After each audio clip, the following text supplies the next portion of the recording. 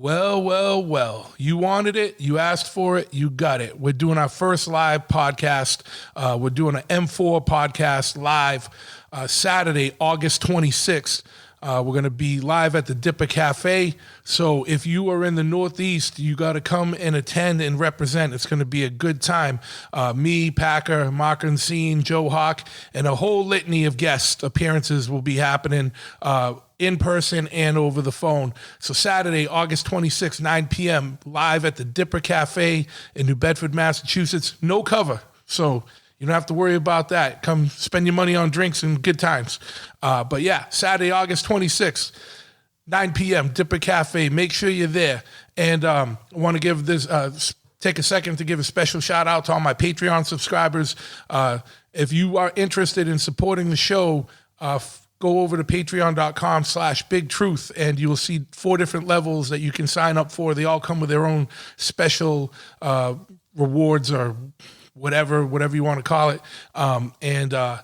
Yeah, you know, we always do like early access to episodes. You can hear it, you know, anywhere from 2 days to a week before, or sometimes the day before. Just depends when I get the episode edited and uploaded. Discounts. We're going to do bonus episodes just for the subscribers and things like that. So check it out over at patreon.com/bigtruth. For more information on the podcast, just go over to bigtruthpodcast.com. Everything's over there. And if you are, could do me a big favor as a listener, share the show. Share the show with your friends, your family, your coworkers, anyone you think might be interested. Tell them about it. Play it in the car. Hold them hostage and make them listen in the car. Share it on social media. Just help us get the word out. Keep this thing rolling. I deeply appreciate all the listeners and all your help in getting this out. We don't do any advertising or anything. This thing just spreads by word of mouth. So all the episodes are free. I'm never going to charge for this shit. So just help us keep the train rolling here. Like, subscribe, leave a review, leave stars. You know, I know everyone listens on different platforms and they all have their own way of doing things. But if you can leave a review or stars or anything like that, please do, and make sure you subscribe. Hey, that's about it. Go to chopperhead.com. Check out my motorcycle shop. If you need parts or swag or anything, we got gear. We're a full-service repair shop, custom shop, whatever you want. You want a custom chopper built, you need an oil change, you need some parts, you want a sweatshirt or something, check it out at chopperhead.com. If you're in New England, come check us out in person at 13 County Road, East Freetown, Massachusetts. And that's about it for today. Let's just roll right into this episode right now.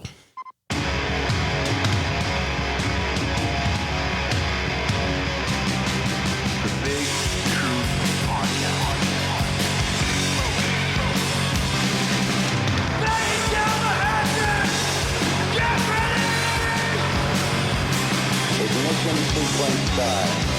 6, 5, 4, 3, 2, 1. We have a liftoff. Yeah, once again, we have liftoff. I want to thank you for tuning into this episode of the Big Truth Podcast. And before I introduce my guest, I just got to put it out there. I think this is going to come out before August 26th. And so with that said, we're going to do the first ever live, I lied, no, not the first live.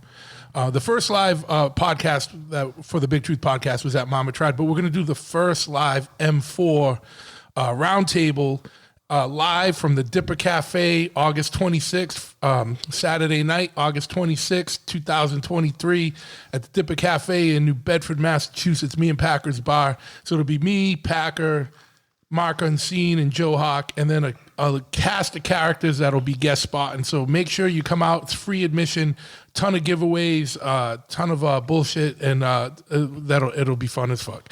And so with that said, this guy might be here if he's not traveling the world. I want to thank Matt Arsenault for coming on the podcast. You might know from A Loss for Words or The World, or being a tour guy and just being on tour, being a manager, being an author, doing all the shit that punk rock kids do, all the DIY stuff. What's happening, bro? I'm just chilling, man. Yo, thank you so much for having me. Obviously, I've been kind of fucking punishing you to have me on this thing for a while, so it's cool to be out here doing the damn thing. So thanks for having me. We've been planning this for a while, and it just came together tonight. And I happen to have last week sucked, and then this week became available for both of us. So it's fucking perfect. Yes. And it's not fucking 500 degrees and humid, so it's perfect. We've already talked about 2 hours. Yeah, we already did a whole fucking podcast that y'all can't hear about. Yeah. Some X-rated shit, but this is gonna be the R-rated shit. And by X-rated shit, it's not porno. It's just like street shit that we can't talk about on the. Well, there was a couple porn stars mentioned in that too, but yeah, not all porn stuff. Matt lives a different life than most people, so it's 8 o'clock. Yeah, we've like literally been talking like 3 hours. Yeah, we filmed 2 podcasts. Yeah, I think we filmed one the other weekend too, 4th of July weekend. We all hanging out, and I think we did a full podcast then too. So this is basically the 4th episode. Yeah, we did, but we purposely let it ride a couple of weeks before we recorded because you don't want to talk about the same shit. Exactly. It feels planned or contrived. So fuck, dude, you got a lot going on, and so maybe the best way to get into this, for people that don't, like I said, you do bands, you do management, you're writing a book. There's a ton of shit. We'll get into all that, but why don't we talk about just from the beginning, dude? How did you even find your way into these worlds like punk rock or hardcore metal, whatever? No, that's an important question. I think that, you know what I mean? Like people always wonder those kind of things. For me, I grew up in Abington, Massachusetts, South Shore. Home of the body bag. Yeah, the Green Wave, baby. But yeah, so like I grew up, obviously, I grew up around, this one specific person. I think they kind of introduced me to everybody, rest in peace. Poopa, Michael Gabriel, was a dude that I grew up. He was one of my next door neighbors. And he was always just a fucking wild punk rock dude, had mohawks, fucking was beating everybody up in our school, fucking weapons and all that shit. But he was my boy. Yeah, and I was kind of like a quiet kid at the time and whatever. But anytime I got something trying to, bully me around when I was like in 6th grade or whatever, Poop was always have my back, whatever. But I kind of grew up on the R&B, hip hop stuff. I was always into that. But long story short, I started kind of kicking it with dudes like, Ryan Packer, Ed Whitmarsh, a bunch of dudes in the South Shore, loose friends, kind of hang out with the little brothers, that stuff. He's skating around town. And I was kind of like, these are cool. Like someday, like I would love to fucking, kick it with these guys. And then slowly started finding what punk rock was, through like Punkorama compilations and like, finding out about Bad Religion and all that shit. But really, I worked at a pizza shop called Louis Pizza. Who was it? What band did you just reference? What, Bad Religion? No, go ahead. Yeah, say it again. Hold on. What, Bad Religion? I gotta do as an homage to the M4. Sorry. God damn it. Okay, cool. I already got womped, but that's cool. No, you didn't get womped. They did. I forgot. It's been so long. I forgot what button it was on the thing. Well, I feel blessed to see you touch that button. But yeah, so I worked at a pizza place, and I worked with this dude Chris Ranahan. If you ever listen to this podcast, I actually talk about you all the time. But he gave me his CD book, and I think I was in 7th grade. And he's like, yo, he's like, I know you like Nas and Wu-Tang and all that shit. That shit's cool. Check out this book. And I went back and I was listening to like, Saves a Day and The Movie Life and all that. And that's kind of how I got into like the pop punk thing. Yeah. I remember like really liking Newfound Glory, Saves a Day and all that shit. But so I got into that or whatever. But eventually, I found my way into like, because I was friends with hardcore bands and all that stuff. But Brockton was my era. Yeah. Romans. Yeah. I'll never call it the Tigers then. I'll never call it fucking Lions then, whatever. It's always Romans to me. But once I made my way into that era, because obviously I went to a couple mass art shows, Bane, Reach the Sky, those shows. But once I found Brockton, I was like, this is for me. This is it for me. Yeah, well, and being from Abington, Brockton's right there. Right. So right next door. Literally took me 5 minutes to get to Roman. So that was that. So I mean, that's a long story short, but that's how I got into, obviously a Lost Word started when I was in high school. We were called Last Ride. But just to rewind for a minute, because this goes out worldwide. I don't know if you know number 3 in India. Just say we're talking about South Shore, Massachusetts, just cunt here south of Boston. And that's the name of my book, just south of Boston. Yeah, Couldn't hear south of Boston. Well, that'll be the X-rated version. X-rated yeah, with Me News conversations from before, we're just gonna X out all the CH. There's gonna be a bunch of blacked out things, and it's gonna say the word when retracted things, and then I went blacked out. Yeah. So the book's called South of Boston. It's gonna go just south of Boston. Just south of Boston. Yep. Right. Well, it's perfect. Right. I think it's cool. Just kind of like show. Everybody has like a fascination with South Boston. You know what I'm saying? Like all the movies, Town, Mystic River, Depart, all that shit. But that's not where I'm from. People always like, "You from South Boston?" I'm like, "From just south of Boston." So people are always like, "That's cool." So it just always like stuck with me. So that's going to be the name of my book. We can get into that later or whatever. But we're talking. We get your origin story going on right now. So you grew up in Abington, dude. You knew some dudes that were into punk and hardcore and working at the pizza shop. A dude gave you a CD book and you found pop punk, and then that stirred you in a weird direction and off the righteous path for a little bit. Nah, I'm just fucking. Yeah, with you. I'm just fucking with you. Nah, man. Well, because I could sing and then because R&B. Yeah. And then that's why when I heard pop punk, I was like, oh wow, like. You don't gotta yell. Yeah. Well, because the yelling thing didn't really I didn't really get it at first. Like, when I listened to some of those CDs, the pop punk got me into like the Reach the Skies, into the H2Os, into like that direction of music. And then that turned me on to hardcore. Yeah. Because I had to like understand what it was about. And it was more of a feeling. When I got the feeling of what hardcore was, it got me into the lyrics of what it was. And then as you get older, you start feeling those emotions. You start to fucking feel outraged about certain things or whatever.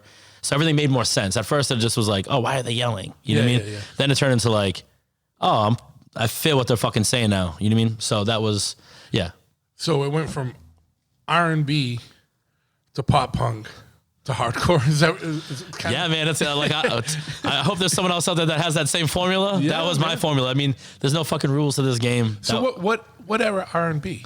Like Boys to Men? Well, do you remember when at the 4th of July cookout, right? Yes. I told you about, that song came on in the background. I don't know how the fuck it got on there. I forgot which one it was. And if I ever... I remember I looked at it and was like, yo, this is how I got into music.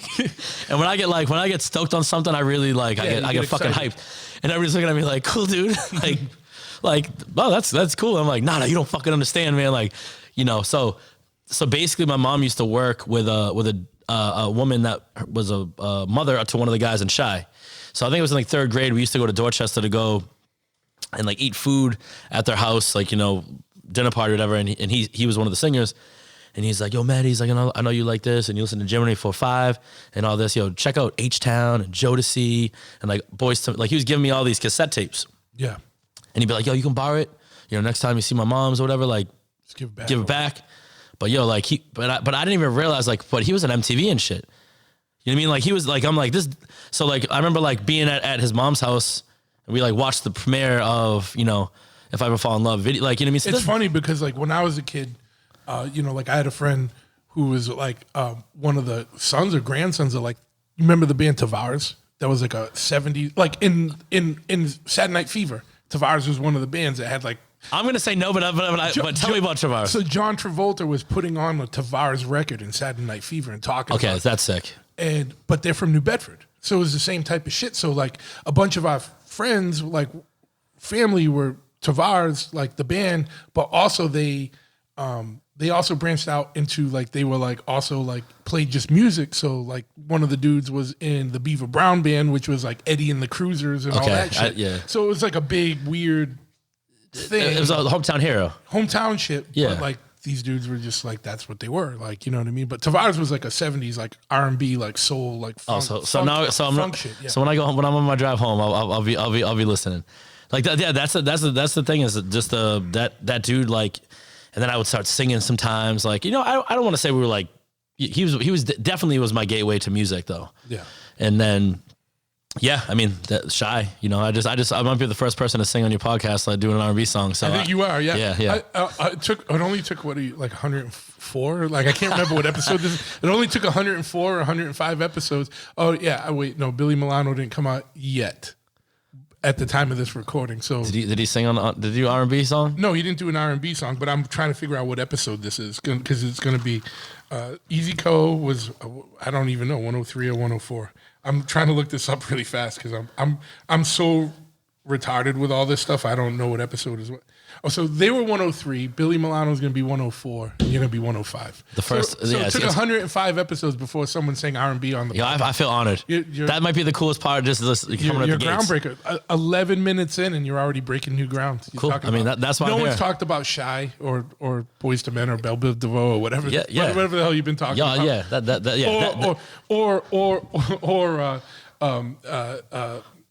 Bad Religion. Except in a very negative way on M4 podcast. We were tearing apart the Bad Religion Christmas record.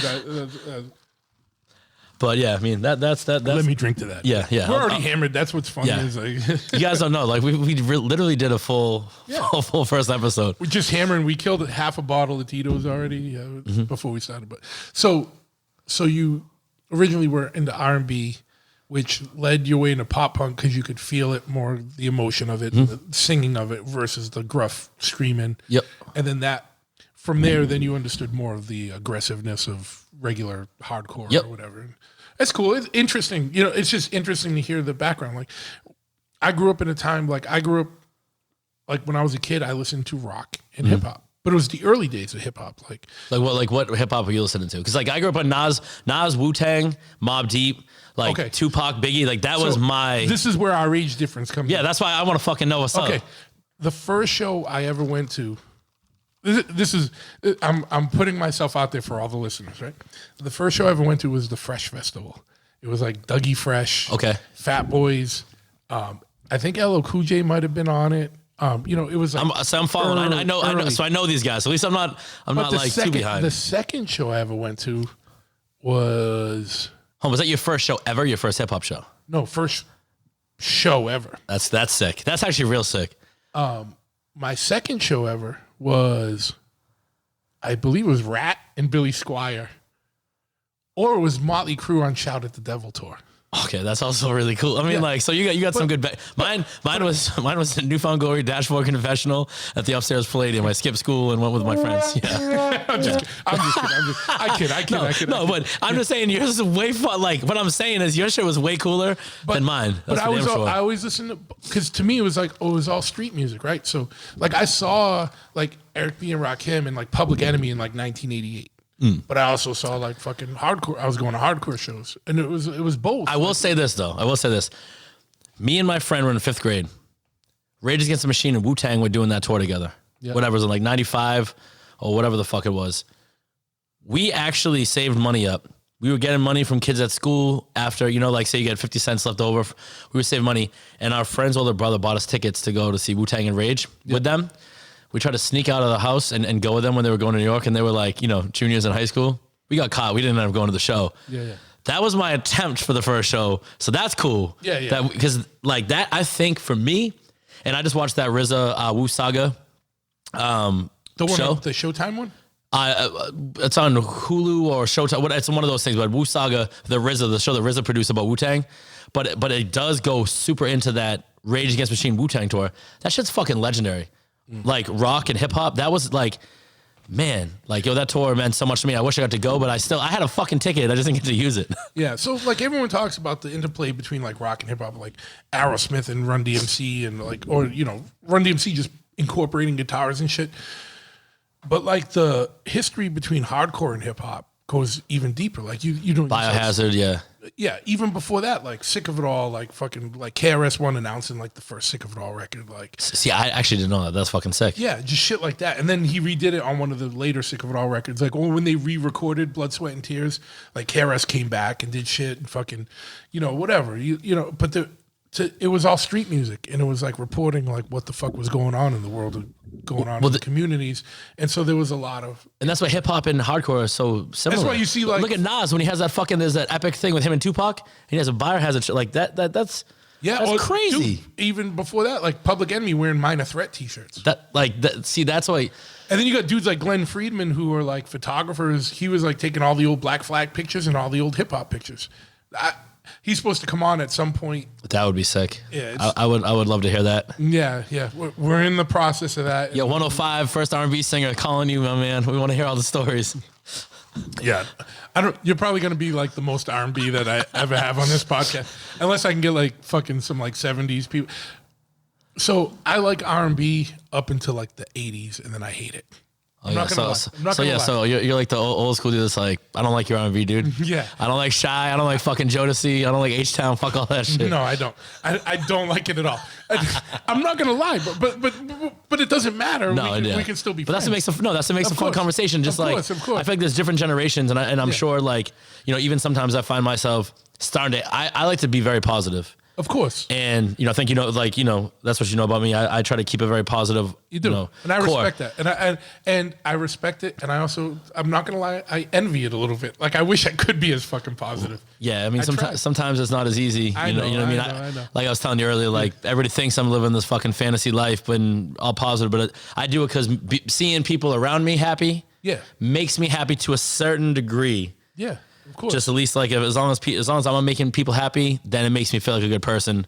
That's a whole fucking different story we can talk about. But I mean, that shit gets deeper than most. But yeah, I love hearing what old school dudes have to say to new school dudes. No, as far as music and all that stuff. What I'll say is, like, you referenced Nas a few times. One of my favorite hip hop shows ever was at the Living Room in Providence. I can't. Shout out Living Room. Shout out Mike Delahunty. Yeah. Yo, fucking Living Room was one of my favorites, bro. But this is like pre Mike D Living Room. See, you have to show me again. You're like, all right, young man. No disrespect, because I love Mike D. He's a friend of mine, right? A friend of both of us, a mutual friend.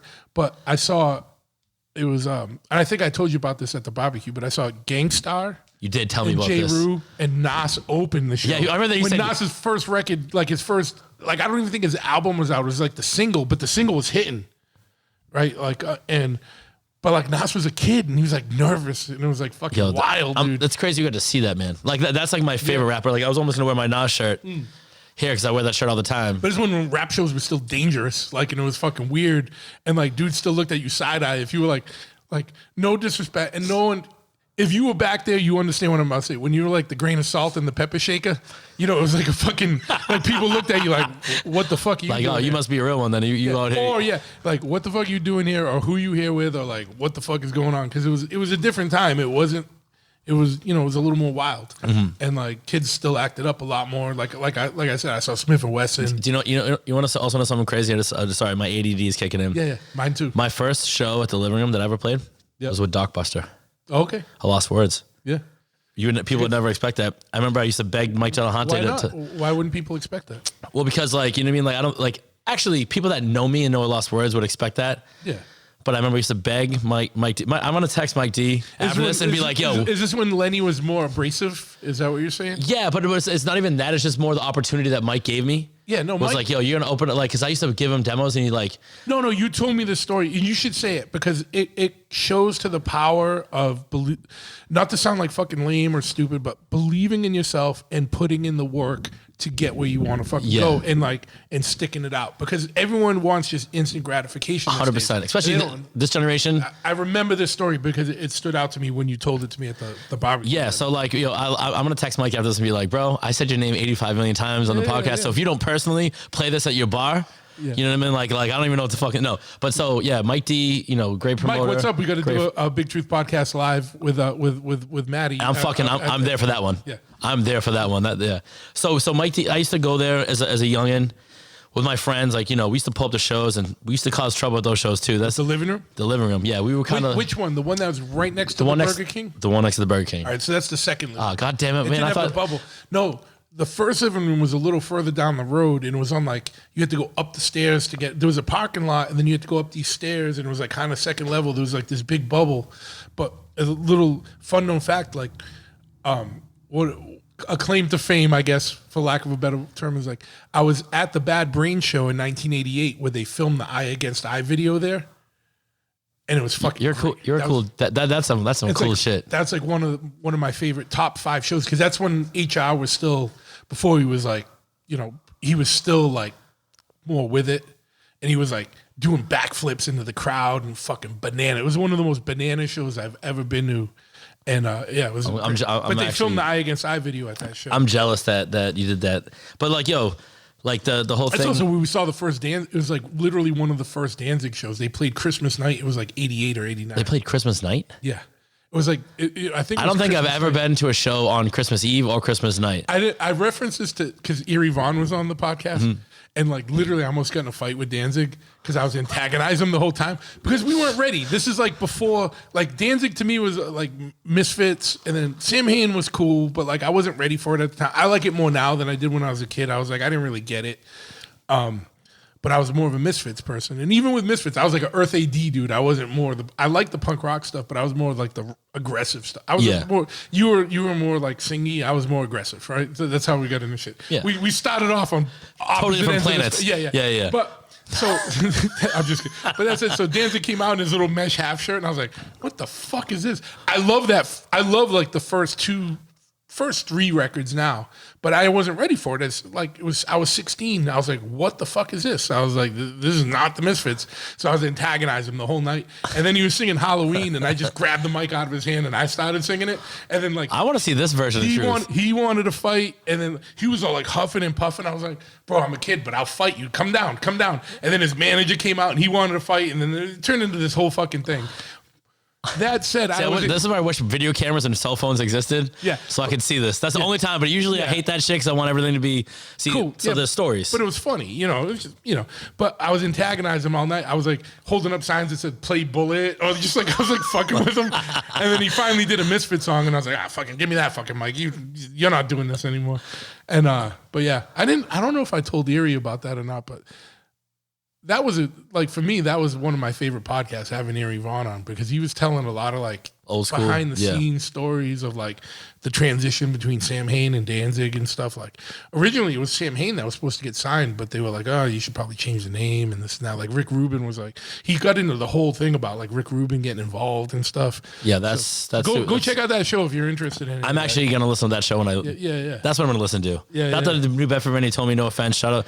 I'm sure they're cool, but this actually that just got me psyched up because I think Rick Rubin's a G. Anything associated with him is cool. Yeah. I would like if anyone asked who like a dream guest would be for me, it would be Rick Rubin. And I know he was on like Joe Rogan and stuff, but I'd get way more. So that's your fucking that's your number one.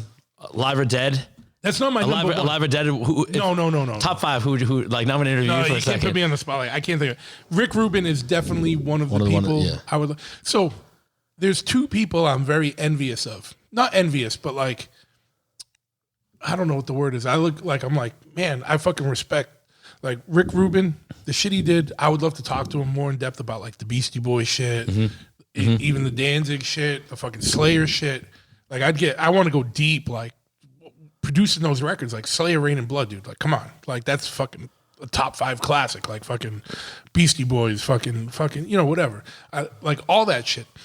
Even like the old LL Cool J shit, whatever. Like, you know, like how he was going through the same worlds. He was in hip hop and hardcore and punk, and even his flow was like But and you know, I definitely like I've talked to Glenn Friedman's camp. Like we're talking about having him come on. They're interested. It's just more the time logistics of how to make it work. Yeah. It's weird with some of these podcasts because I'm so used to flying by the seat of my pants and just having friends on. Yeah. And so when it's like people I don't know and it's like this going through management and different levels of people, it's weird for me. So that's one of my weak points. I don't follow up or don't deal with that. That's why your podcast is cool because it's organic. It's real life. It's not. There's no fucking business. Like we're chilling in a cool ass motorcycle shop. Yeah, we're like I think it'd be cool to fucking have you show. This is fucking dope. Yeah, no, like this is fucking Like we're just in a fucking dope ass motorcycle shop. Between the lifts. He showed me all the like the old school bikes he did. We're drinking fucking, you know, some drinks, having fun. There's no one else here. There's a fucking dead fox that's stuff looking at me. Yeah. He's fucking crazy. He's cross-eyed. By the way, no one's won that contest yet. I've had a couple people threaten that they're gonna get the podcast tattoos.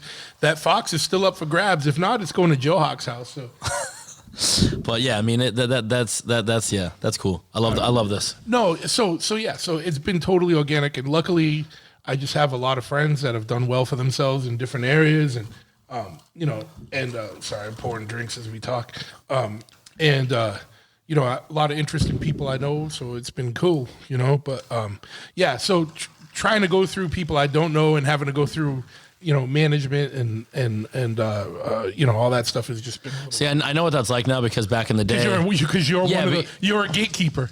That's what I'm saying. It's like, it's crazy. Because I mean, to be honest though, I'm still like one of those dudes who, like, I do it myself. Like my company, Reclaim Music Group, is.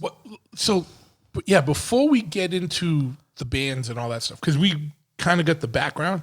Talk about, because that's something I don't know a lot about you. I know you do artist management and and things like that. And so talk about a little bit about Reclaim and what that is and how you got into even doing that. Yeah, so like basically the story is with that. It's really, it just happened naturally. Like, I was bad in school. Like, actually, I mean, I was a good kid in school. I just got bad grades. Okay. Like I fucked with everybody. I loved the social aspect of high school. I was the opposite. I got good grades. I was a fucking maniac, and I was bored. See, but that's why you're genius. But we're both both ADD. People don't realize what the fuck that is. Like right now, went different. Yeah, you have this podcast is. Hey, our legs are shaking. We're all running. over the place. So sorry for anyone not fault. There's not going to be any logical thread to this. We're going to jump all over the fucking place. And you might catch one of the best stories might be at the end. So please just keep listening and bear with us. We're gonna get through the leg shakes. Spoken like a true management person. Like, you don't know when the good shit's gonna come out. So you gotta stick with it. There's gonna be something on this podcast that I know is gonna be fucking legendary, and I just feel something special, like that's like more powerful than just a shit, whatever. I'm a hippie, so fucking the powerful shit's coming. So just stick around. But yeah, so as far as management goes, I was in a band for years, traveled. And I organically, I guess I was kind of managing us the whole time. We had some great managers along the way too, like Scott Lee, Mark Vieira. Shout out to both those dudes. I know Mark literally since we were like kids. He used to come, like in the late 80s, my old first band, he used to come and hang out and watch us practice. Yeah, so Mark Vieira, Scott Lee, Leah. Shout out to Mark Vieira.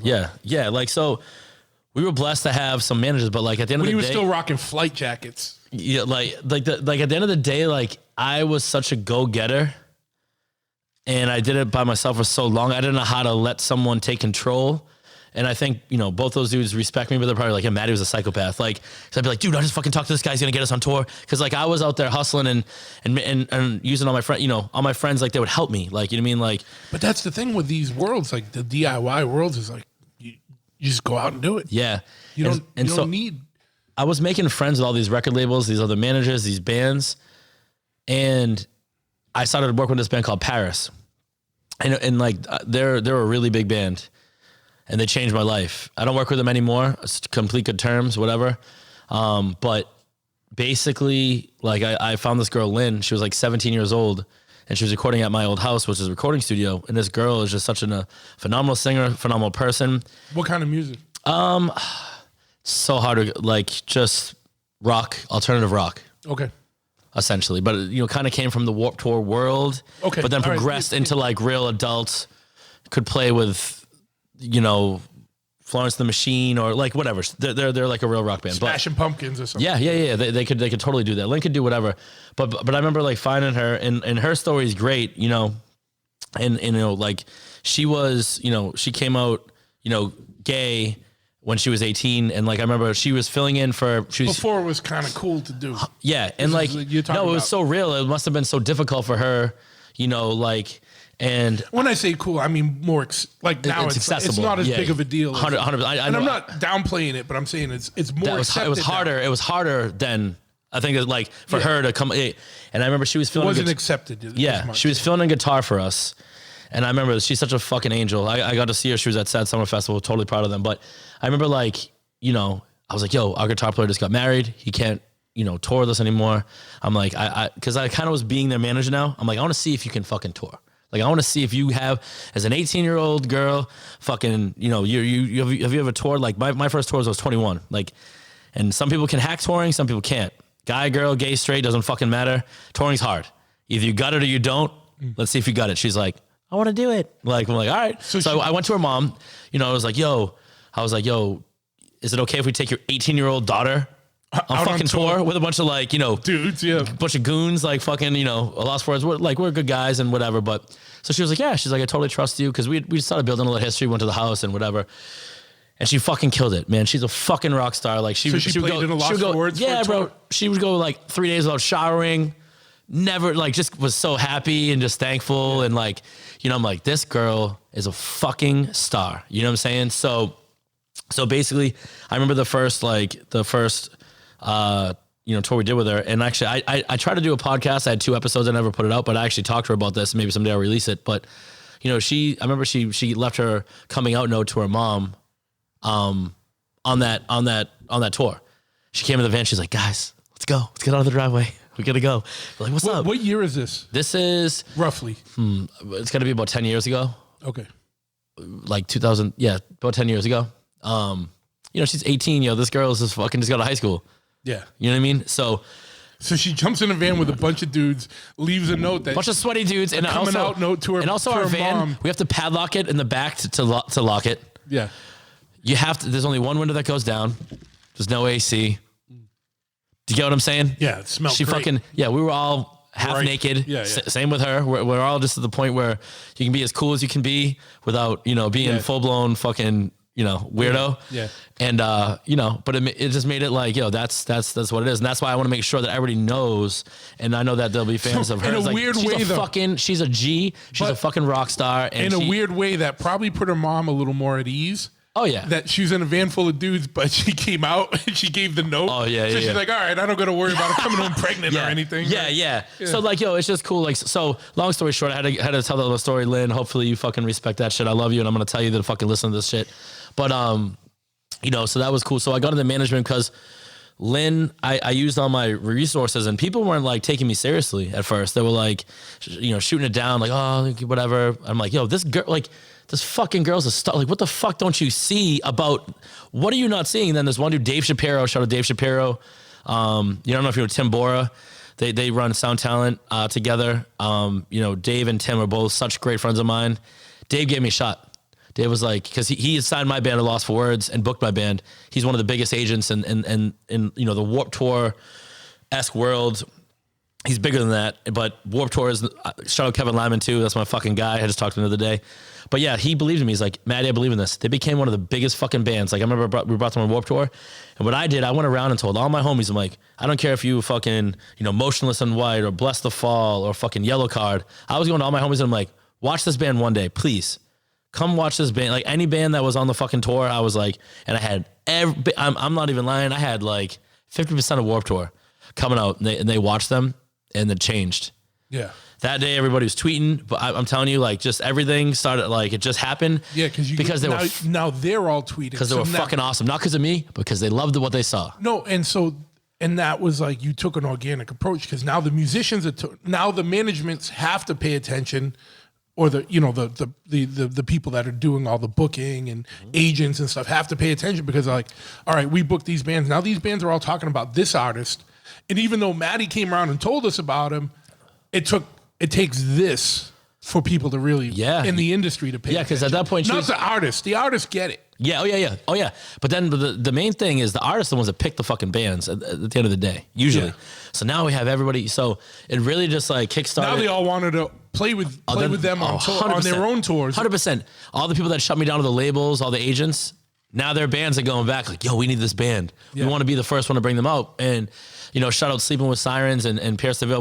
I love this because we're going to have such a different conversation that you're used to. Like every band you've mentioned, I have no idea who the fuck they are. Yeah. But I know that in a different world, they're important bands. And like me not knowing about them is just me being involved in my own little world. And knowing that I don't know a lot of shit, you know, outside of that world. Yeah. Because I've never left those worlds. Yeah, but because that's why But that's why I like having weird shit on this. Yeah. Shit, you know? So I mean, long story short, like, you know, Kel and Quinn helped me, you know, finalize their deal, whatever, took them on the first tour. Next thing you know, Bring Me the Horizon. I'm sure you've at least heard of the name Bring Me the Horizon.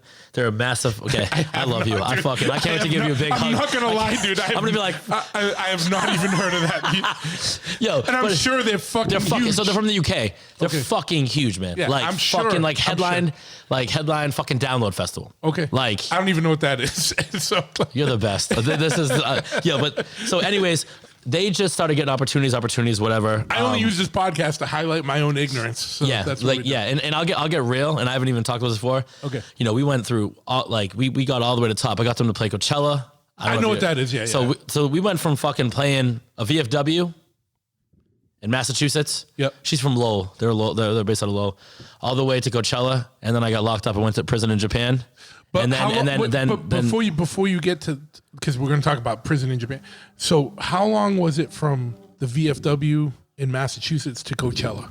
Because I'm always interested. I would say it was a good 5-6 years. Yeah, 5-6 years. Because like 5 years is fucking nothing. I know, that's what I'm saying. They blew up so fucking. It was nothing, and anybody and can say. Like when I had Jimmy on the podcast talking about the Beastie Boys Murphy's Law tour. 86 License to Ill tour. It started out in clubs and they blew up during that tour. It ended in stadiums. So like they brought Murphy's Law on tour because they were like playing clubs. And by the end of that tour, they were filling stadiums, selling out stadiums. It's fucking bananas. That's why how fast if it happens, it happens, yo. And that's why, like, my management career, I wasn't fucking going to be a manager. I was going to be in a pop punk band that toured with, cool bands that I was stoked on, and I loved touring. I was making maybe fucking $5K a year, $10K a year. I'd have to come home. It's crazy. No one knows. I'd have to come. Yeah, have to fucking come home. I was in local 104, fixing power lines. Now I was the one climbing the fucking power lines. I was the one at the bottom doing all the grunt work. You know what I mean? But I was blessed to have, my stepfather put me on, and he, my whole family was in the union, and like I had to pay bills in between and work. I had my bandmates digging holes with me. I got them jobs just so they could make ends meet, because touring ain't fucking easy. You know what I mean? Now you can work, now people work, like I have bands that I manage to like, oh yeah, I make like $80K working on the road. I can tour whenever you want me to. I'm oh, that must be nice. Yeah. Like that must be nice. Because I had to dig fucking holes and fucking work snowstorms and fucking, shovel roofs, just to fucking go on tour and pump it all into the fucking band. Yeah. But whatever. Either way, my management career changed. It was Paris, shout out Lynn, Brian, you know what I mean? Like their whole squad or whatever. Like, that's how my life changed. So now I have. But like, how did you get into management? Like, it was more like I found Lynn, and I just kind of started hitting people up, and so you just kind of took her around. I was just helping them as I was just like a friend. Like, yo, but like you said, like you were doing it for your own band, kind of, but also in concert with other managers. Yeah. But you were, much to the chagrin of the managers, you were like doing their job for them, or like pushing shit on them. It's almost like I was just like so ADD and fucking like, all right, next we're gonna do this, and they're like, Maddie, chill out. I'm like, no, but I think the 1 years or 4 years strong, one of them's gonna take us out. I just talked to them on the phone, like, so I was always, doing that thing, and like, and at the same time, like we kind of. Obviously we could jump all around, but like, we our first record that was. Well, this is a total ADD podcast. We're gonna just play on that. Yeah, this is Big Truth ADD podcast. No thread. We're just gonna bounce around, and then at the end, you're gonna piece it all together. Yeah, and if you know how to do that, then you're a genius. Yeah, or you're just ADD as well. Yeah. But yeah, like I mean, I guess the whole thing is. I learned a lot from, we were on Rock Vegas Records on our first record, and we grew up in the, the Romans era of stuff. And we played with Ramallah for our record release show in 2005. Like, what other pop punk band? Wait, no. So now I got to reel you in, because you were just talking about management. Now you're talking about that's what I'm saying. Like, from what I'm saying is it all came full circle. Like, I came from nothing. Yeah. And then I went, like Lost Words got to a point where I was very happy, and I thought we were successful, and success to me doesn't mean money, because people get confused about success and they involve with money. I got to tour the world. I made no money, but then management changed my life.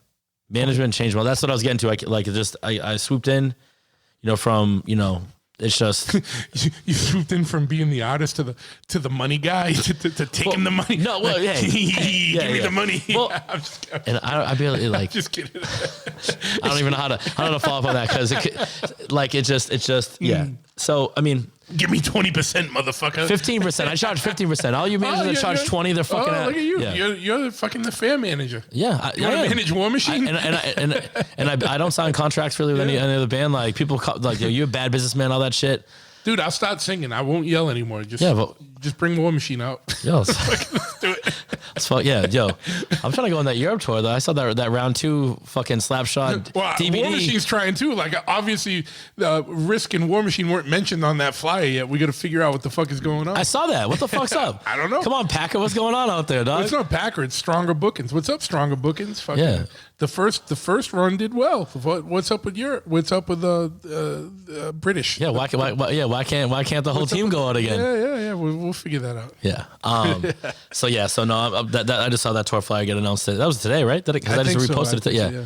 So yeah, I mean, so I don't know where you want to go with this because we have ADD. Yeah, drinks are flowing. I'm having a really good time. So you talked about the management. You got into management by finding someone that you believed in, and then like just kind of promoting them. So what's going on? What's going on with management stuff now? Like how did you develop that from like doing shit on a friend level into a business that you also do outside of being in your bands? Yeah, so that's what you do mainly, right? That's my fucking job, man. Like, so how many bands do you have on the roster now? So I can basically 10 artists roughly. But so Set It Off, also I want to give them the big shout out. They saved my life. They've been with me since back in the day. We toured with them a long time ago. They were the second band that I ever managed. So we're going to go back and talk about Lost for Words and the world and all that stuff. Yeah. So right now is this management. Yeah. So Set It Off, but we toured with, Lost for Words toured with, and became really good friends. They're the biggest band on my roster. They're great friends of mine. Cody, Max, and Zach, shout out if you guys are taking the time to listen to this. I really, really appreciate it. And I'm blessed that I'm working with you guys. I never forget, I was at a hotel with Paris. And at the time, Paris was getting so big, I don't realize like I could try to expand. Mm-hmm. I'm just living the fucking moment. I'm touring the world, and I'm still touring with the band. I'm the manager, but I'm touring with them. Do you get what I'm saying? Kind of an untold story, but I was so addicted to touring, and I get it. I run for myself. I like to be on the road, so I kind of was distracted. I don't like reality. It's pirate life. It's fucking great. Yeah, there's no responsibility rules. Other than. But I take care of my people. No, of course. Exactly. But I'm saying, if you're in a band on the road, you look at the day sheet, and you're like, okay, I got to be in there for load-in at this time. That's my responsibility. The set is this time. That's my responsibility for the day. It's fucking great. It is, yeah. So but it was also different going. But as a manager, I know that's what it was crazy. A whole different thing. Yeah. But I loved that. Like when I started working with the band, Paris, that was so young, whatever, and I loved like giving them my knowledge and also protecting them because I come from a different world. So I always had these friends coming and they're like, oh, your friends are so nice to us. They bring us out and buy us dinner. And I'm like, yeah, like I got a lot of good friends. They got spoiled as far as like some bands go out there don't know anybody. And they just, whatever, some introverts, extroverts, but they really like, I'd be like, yo, we're going to go to this city and my friend's going to come here. We're going to stay at this guy's house. And you know what I mean? So it was cool. But yeah, Set It Off. They like, I met them when we toured with them. And then I remember them calling and saying they needed management. And I remember looking at one of the members of Paris and I was like, he's like, why don't you fucking manage them? I was like, you think I should? Basically, it was like, he would give me like, basically like the approval of like, you can manage another band. You know what I mean? Because I didn't know like, and you didn't know, you were like, at that time, you're like, do I just manage one band? Yeah. Is that it? Or do I do more? Yeah. And then, so I remember him, and I was like, whoa. And it's like, my brain is you're fucking. Like, oh shit. Yeah, I can do. Bursted. Because I just like, I'm a loyal dude. So I didn't want them to ever think that like, you weren't giving them all the attention they needed. Yeah. Yeah. So then boom, I remember calling them back and being like, yo, like, because they were like, what do you think about this? I was like, yo, what do you think about like, I'd love to have a shot at managing you guys if you guys are down. And I think they saw what I was doing with Paris, and I got a call a couple days later and they're like, yo, like we had a couple calls, like we want to give you a shot.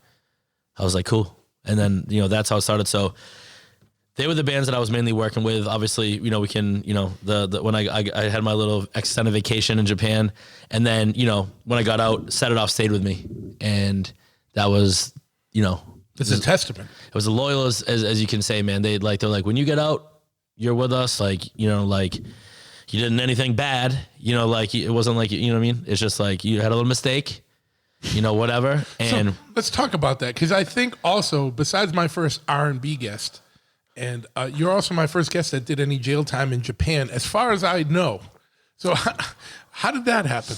So, I mean, I guess like for me, our first tour, and Lost Words will always come into this because Lost Words was the foundation of everything in my life. The tree, I don't know why we didn't start with the Lost for Words, but the foundation is any story that I have is rooted from a Lost for Words. So Lost for Words is, so basically, our first tour ever was in Japan. Made great friends. I toured in Japan. Your first tour was in Japan? Well, I'm sorry, our first international tour was Japan. So we were unsigned. Like no record label. Yeah, how did that happen? I got a fucking message from Mizuki. Mizuki, if you like, I hope all my Japanese homies listen to this because this is when it's gonna start.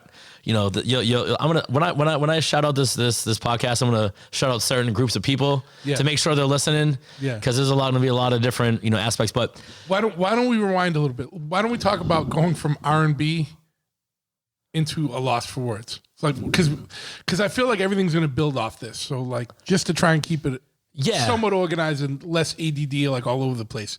All right, cool. I love how it was a cliffhanger. It's like, right when you like, you thought I was gonna give it to you? You think you want to hear about Japan? No. Not yet, motherfucker. We're only 46 minutes in. You wait for an hour and a half if you want to hear the Japan jail story. So how did you go from being a kid that was in R&B, which you explained, and then how you found punk rock to like, how did you start? Like, well, how did you get into being like not just a fan of punk? Like, how did you get into like being in like a band and shit like that? So I mean, like, and I'll try to be as short as I can.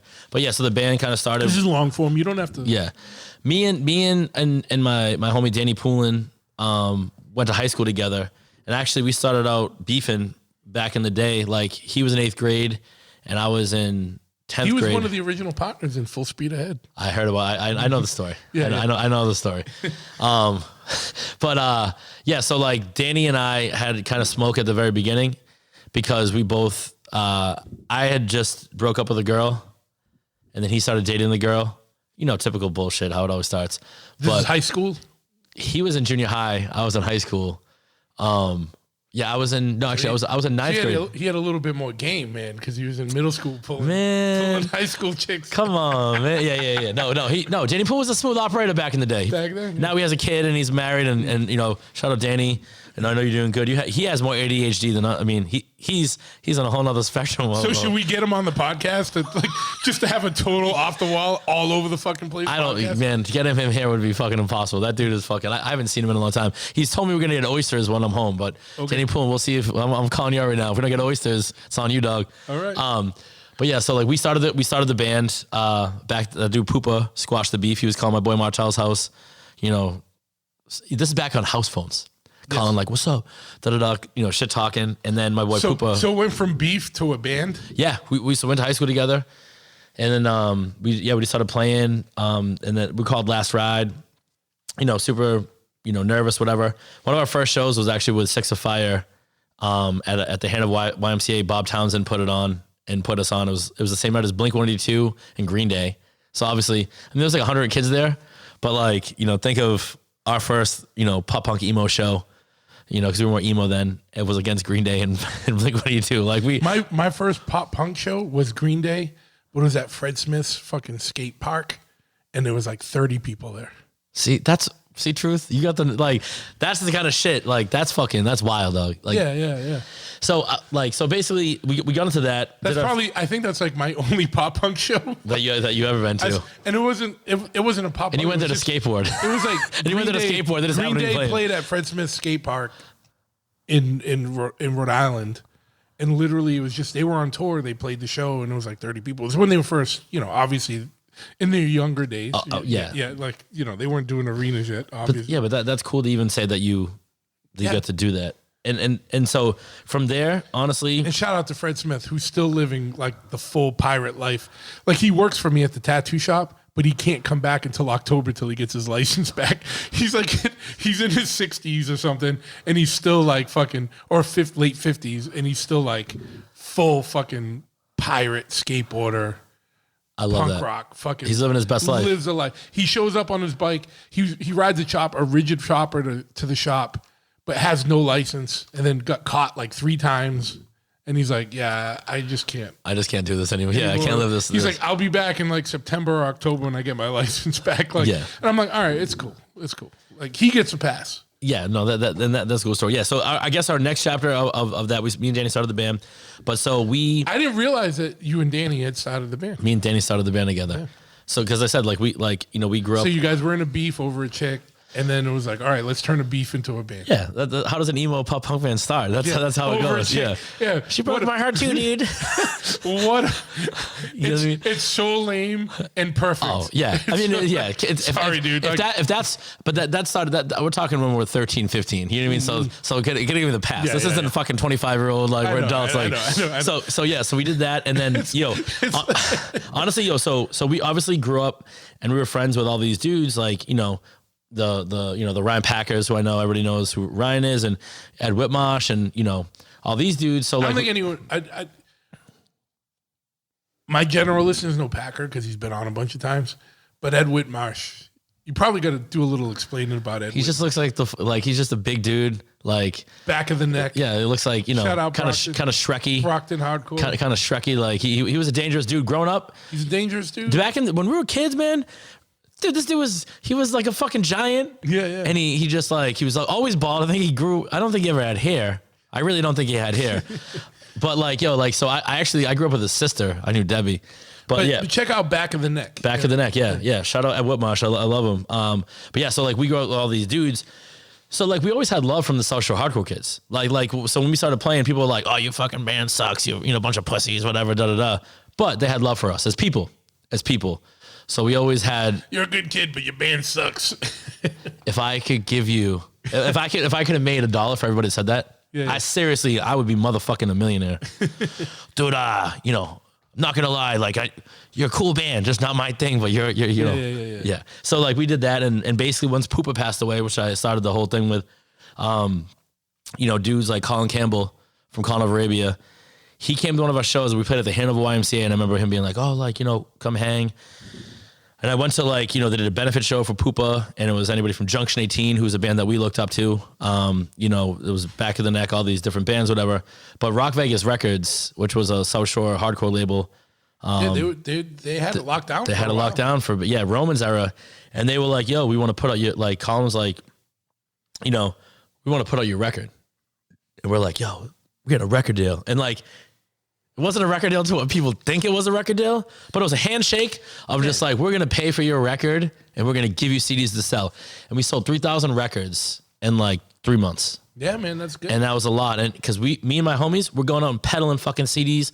Like my dude, like me and Mikey, shout out to my whole band, Nevada, Jackie, Mikey, Marky, still love them. We're still doing shit. We just sold out a show at the fucking Widowmaker in Braintree on the 12th. Like we still get together. We played, I want to do another acoustic show. Yeah, man. Yeah, we were the first show at your place, right? Essentially. You were literally, since me and Packer took over the Dipper, you were the first. Yeah, you were the first show we had. And we had fucking Vane hip hop. We had Mr. Miyagi. Acoustic, but that's how we do it. Vane was rapping. Like, we had what other dude is gonna come in and be like, I'm gonna play some emo songs, and then my homie's gonna talk about gangbanging and rapping. We're gonna do acoustic emo songs and then also have a gangster rapper. Yeah, shout out to Vane. Yeah, shout out to Vane. They just moved back to Texas. They just got there. Saw the whole new house. Shout out to Julie. Shout out to Vane. Shout out to Anna Lee, his daughter, 7 years old. She came up with I had them fly out, Grimy Kids. We're getting off topic again, but I had them come through. Anna Lee came up with the ski mask. She's 7 years old. Was on stage with me. I'm like, yo, she's a fucking queen. Yeah. So so the Brockton era, getting signed to Rock Vegas was such an experience. And at the time, I didn't really get it. I thought it was normal, but we were the only pop punk band fucking playing with Ramallah. Our first show was I think it was Ramallah Death Threat at Brockton. All my friends from my all my jock basketball friends were getting beat up, like literally beat up. I'm like, yo, everybody stop, yo.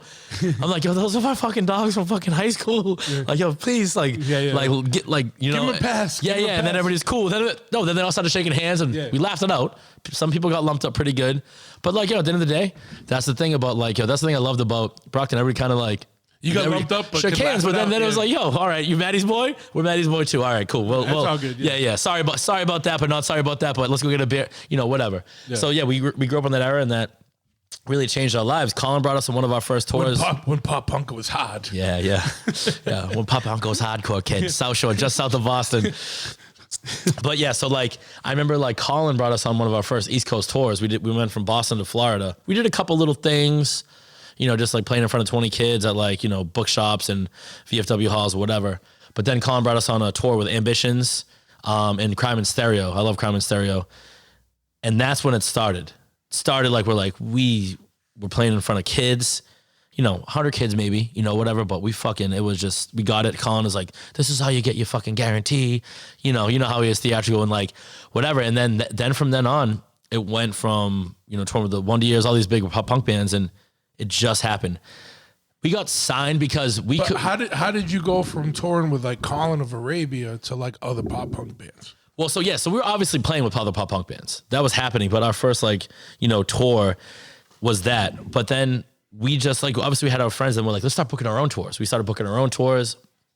And then our first booking agent was Ramona. Shout out to Ramona from Detroit. She was booking Death Without Dishonor, like Trapped Under Ice, like all these bands like in that era, and she gave us a chance because I think it was either Brian or Frankie, whatever one, had called her and like, yo, there's this band from around here, you really gotta fucking, and we were like, we were kind of booming then. Like it was going. The engine was on. We just didn't have anybody to help us. And then it just started doing our own headline tours and whatever. And that's when the game changed. I mean, long story, the longest story ever short. We ended up being around and touring so much with 4 Year Strong, Set Your Goals, and the Wonder Years bigger pop punk bands. That agent, Dave Shapiro, was like, I'm just going to take a shot on you. Like, you're on all my tours anyways. Yeah. Because the band's always like, they're like, oh, we have another idea. Like, no. Lost Words is on it. That they were like, I remember Dave being like, you were just on all my tours. I was just like, I'm going to fucking sign this band. Might as well. If right? And he did give us I remember when he first booked us, we got on Warped Tour, which was a dream of mine. Kevin Lyman is my mentor. You know what I mean? He really put me on. So that whole chapter happened. We started touring internationally, went to Japan for the first time. This is when we were unsigned. Got a shot, went to the UK unsigned. So how did you get to Japan? Were you selling records there or something? Or I think your first tour outside of the States is in Japan. Yeah, so this is MySpace era. Okay. So this is when everybody had their fucking top eights. And we were in every fucking title fight, fucking fireworks. This time next year, 4 Year Strong, Set Your Goals, The Wonder Years, Man Overboard, a million bands. We were in everybody's so many bands that I don't know. Yeah. I don't know if you see me glossing over. I love I'm interested. I'm interested because you're my boy. Yeah. I just don't know any of this shit. I love it. I can always see you go like, I don't know what the fuck you're talking about, Patty. Yeah. But I'm sure it's like big shit. I just don't know it. Yeah. So that was back in the day when MySpace happened. So I think that people, and I love that era because it was so supportive. Yeah. Here's my 8 best friend bands. Yeah, but that was the cool thing about MySpace is you had that that's how little we got signed. player. That's how we got signed. And you could put was it top 10 or 8? At first it started with top 8, but then you could do the codes and you could have top 60. You could. Okay, all right. But yeah, I remember that. And the player of music. That's so what people I'm saying. You could put the player on there. Honestly, truth, for real. MySpace is how we got signed. MySpace is because we had so much love from people that people kept hearing about our name because of being on people top 8. Like people would DM us, be like, "Yo, I heard you because of 4 Year Strong. I heard you because So other bands were putting you on. 100%. We got put on from our friends. Yeah, we weren't the best band in the world. We had some really fucking dope songs, but we were a band's band. We were real motherfucking dudes. Like we showed love. If you came in our town, we were coming up. We were all of us are coming out to support you. You were staying at our house. We were gonna buy you beers. Yeah. You know what I'm saying? Like that's how it fucking happened. And I missed that. I feel like it's so lost. The VFW halls and all these things, like people did it all them fucking selves. Like these young kids don't work hard enough. All your youngers, I'm gonna tell you right now, fucking work harder. They want things to be handed out to them. And I think how we got on this is you were gonna talk about how, if you remember early on, you were talking about Mike D. Yeah, Mike D. You didn't even get to that story yet. Yeah. How did that So I kept going and giving Mike D back when he burnt CDs. I'm like, yo, every time I'd be like, yo, Mike, this is the new demo. Because I go into the shows, he knows who I was. Me and my friends, sometimes we'd fight in the parking lot outside. Sometimes we'd just be there having fun. Like all the pop punk bands, dude. They get drunk and get fights. I wasn't always what the pop punk is. I know. I'm just, yeah. So you know what I'm saying? I've always, I've got my scraps, and I'm also I'm a good dude that chilled there. So, but Mike D would always see me at shows, no matter if it was a hardcore show or a pop punk show. Mike D's like, this dude never he's just fucking here. Yeah. And then it started being give him demos. And eventually he's like, dude, you really just don't stop. All right. He literally just said it. I remember just being like, all right, this date, Darkbuster, we'll see what you got. And I was like, cool.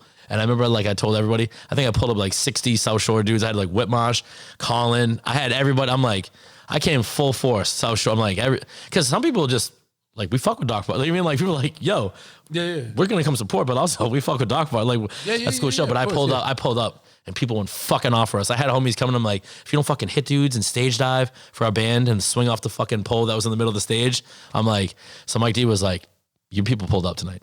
You know what I mean? He's like, we'll do more shows. Yeah. You know what I'm saying? And then he put us on bigger shows, like big pop punk shows that we actually belonged on. You know what I mean? And like, yeah, man, it just like dudes like him, dudes like Colin, you know, we were getting on all these fucking shows. Scott Lee, you know, we were playing the Palladium all the time, open up for these bands. And that's how it just, I mean, we fucking, like I said, we still, you know, we sold out 250 tickets at this bar. You know, we did Brockton VFW, you know, a couple years ago. I think you guys was to play, but that's when COVID was fucking smoking hot. Oh, that's right. Yeah, Truth, you're gonna play with the Lost Words, bro. Yeah, you almost played with the Lost Words. We're gonna do that. It would have been the reverse. We would have been the weird band. Like people are like. Well, we had Risk. No, Risk was on that show too. Oh, was it? I had Risk. It was gonna be you guys, DBD, Risk. No, you would have been the weird fucking band.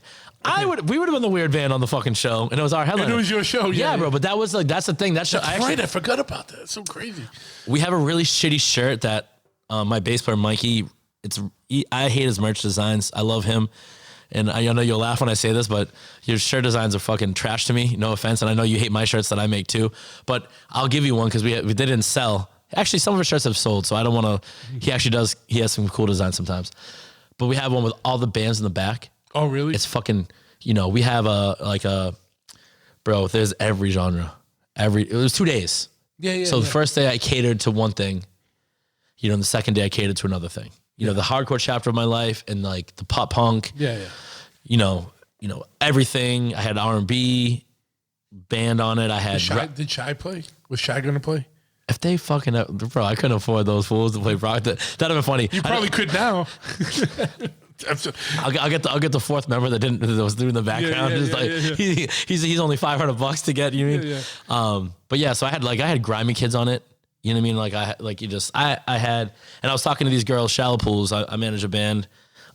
Super dope, and I fucking hate even putting titles. That's one thing I hate about this generation. Everybody's like, you know, in the music industry, you have to put titles on things. Oh, they represent this. They're just my friends. They're great females. Like, you know, fucking Shallow Pools, shout out. But I had fucking, you know, a gay fucking all girl band and 3 Latino homies from San Antonio. 2 of them never left the state before, talking about gangbanging on the same show. And I love that they both watch each other and they were like, yo, that was cool. Like, that's cool. Like, you know, because it was just like. I like mixed 100%. Mixed shows. We talk about that. Like, back in the day, there'd be like a punk band, a hardcore band, a metal band. Like, a ska band. Fucking weird. Yeah. Everyone was like, man, when the ska band came on. Unless you were from like fucking San Francisco and then everyone fucking. But the thing is, though, that's what, isn't it cool? It's just like, yo, people like, I don't know. I'm not, and I'm just kidding, but literally ska's cool for like 2 songs and you're like, okay, all right, we got it. Yo, the hardest tour we ever went on was with Streetlight Manifesto. The dudes from Catch 22. Bro, those snobby horn kids were like low-key heckling on us. And I'm like, yo, I'm gonna fucking whoop your ass when we get outside. Yeah. I'm like, I've played with the heaviest bands. And you're in like dumb old man shoes. You ain't gonna run. Yeah, bro. Like, I'm like, I've played with the heaviest bands and no one's ever. I was on tour with fucking First Blood playing fucking a Motown cover record and no one gave me shit. Yeah. And you guys are the ones that make fun of me? Fuck you. No, man. fuck that. Like that. Like, I remember like our band was like, we were laughing. We're like, these fucking snobby, these snobby college frat kids are like, what the fuck? Yeah. But, yeah. So, yeah. Sorry, that's my ska impression.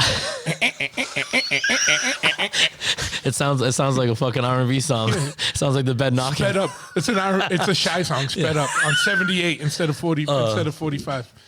Yeah, Sorry. so I mean 33, 45 instead of 33. Yeah, I mean so I mean, I love this because like I'm getting a little buzzed. Yeah. Shout out to Tito's. Yeah, shout out to Tito's, our future sponsor. Look, I know I'm only, you know, when there's 6 degrees of separation. Like the Kevin Bacon. I'm 2 degrees from Tito, but it's like a hard 2 degrees. I'm trying to fucking get in, but shout out Tito's. But the thing is with Tito, like he's like literally like a good dude. That's like a very humble, quiet dude.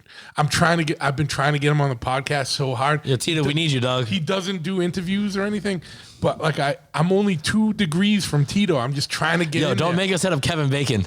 No, fuck. Because we need Kevin Bacon to get the because we're gonna be like, yo, everybody's trying to get to Kevin Bacon. We're trying to get to you, Tito. And I'm trying to get to Tito. I'm only 2 degrees from Tito, and it's a hard 2 degrees. It's like it's some shit like 6 degrees being from some motherfuckers is way easier than being 2 degrees from Tito. He's an anomaly. He's just like a cool, humble motherfucker. He doesn't care about anything. But that's cool. Which is even cooler. I hope someday you get him on the podcast. I'm like, trying, dude. I'm trying. Yeah, I mean, so like I don't know where we're going now, but yeah, A Lost Words is the best chapter of my life. I love my guys. I love what we did. You know, I'm blessed to come in. The management thing came from A Lost Words. Everything in my life came from Lost Words. But also that's why, like, you know, I mean, that's why, during the pandemic, that's why we started The World. I miss that energy on stage. Like playing with The Lost Words was the best times of my life, and I missed that. I was just looking at this big wet spot. It's literally, I forgot there was ice here. That's what was melting. That's why I was like, yeah, put that ice. I'm gonna take more ice. Yeah, just because we don't need melting ice all over your. All over your concrete floor at your shop. We don't want to dirty this concrete floor that has grease all over it. Yeah. Let's not dirty the concrete floor here at the shop. So what do we got next? You started to talk about The World, like out of the ashes of A Lost for World.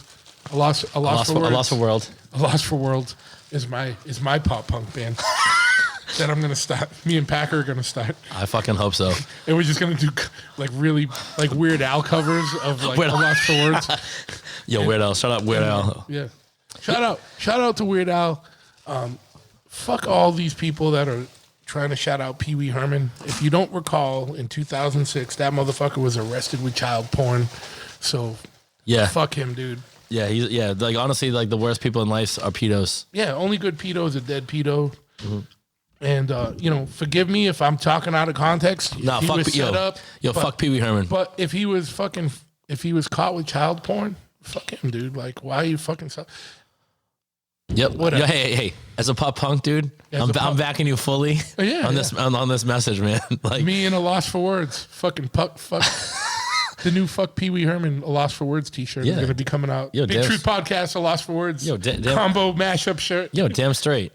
I mean, so where do we want to go from here? I mean, we're here. We're buzzing. Started talking about The World. So during the pandemic and the shutdown, you missed being on tour. Mm-hmm. It sounds like you were saying, and then you were getting into A Lost for from A Lost for Words into The World. Sorry, we're both mixing fucking Tito's and I decided to get the glacier that brought down the Titanic is in my cup.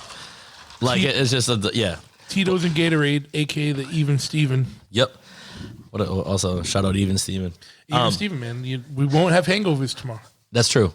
We got the equation. But yeah, so The World started with me and Mr. Miyagi, aka Nick Molino. But a good friend of mine that I knew from shows back in the day, one of the an amazing songwriter. Basically, like we played Call of Duty all the time during COVID. There's nothing else to do, so we just fucking play Call of Duty. And I remember him asking me, he's like, "Yo, I'm gonna fucking record a song today. Should I do it?" So here's the best thing. For Christmas, Packer got me Call of Duty and a set of headphones. And we were supposed to play Call of Duty. And you never played? We're never on the same time. We don't get to play. But imagine me and Packer shit talking a bunch of fucking retards on fucking Call of Duty. Yeah, I mean, we'd be like kicked off in like literally like 7 minutes. It'd be like foul shit. Set. Yeah, I gotta start playing again. Obviously, I haven't brought. So I go back and forth from Nashville, where I live now, to Boston. But I have my PlayStation like set up. I played one game and I never played again. Yeah, it's just there. I'm just like, I'm depressed. I just want to take a nap. Yeah. Like I don't want to play video games right now.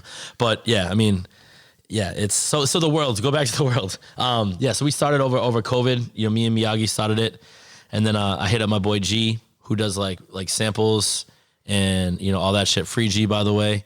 But so basically, I was like, yo, we want to do this like hip hop punk band like with a rapper.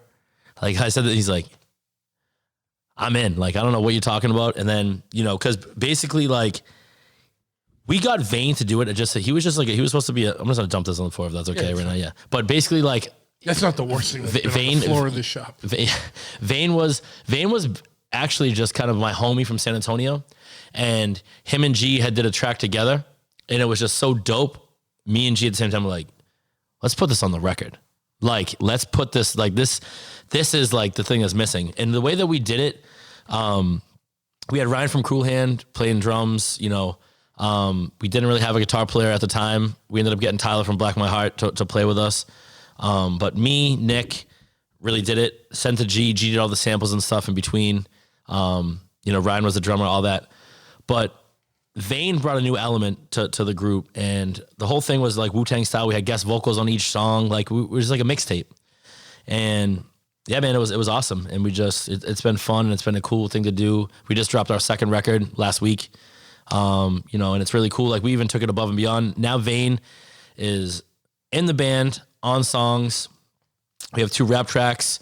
We have an all Latino Spanish rap track with Freddie Madball, our boy Armando from Une Uno from Mexico City, and Vane. And who in Massachusetts has ever had an all Spanish rap track? I mean, it's a Spanish hardcore track. You in Massachusetts, that's it. Yeah, and I don't even sing on it because I can't speak Spanish. You know what I mean? Like, but I think the thing about the world, and we're just like having fun with it, but I want more guest vocals that are bilingual. And I want to have someone from Japan. I want to have someone, you know, from just different countries. Like, we're just having fun with it. You know what I mean? Yeah. And we're blessed to go on tour again. Like, we did a little run with Madball. And we're blessed to go again with Death Without a and Madball, which is like, what?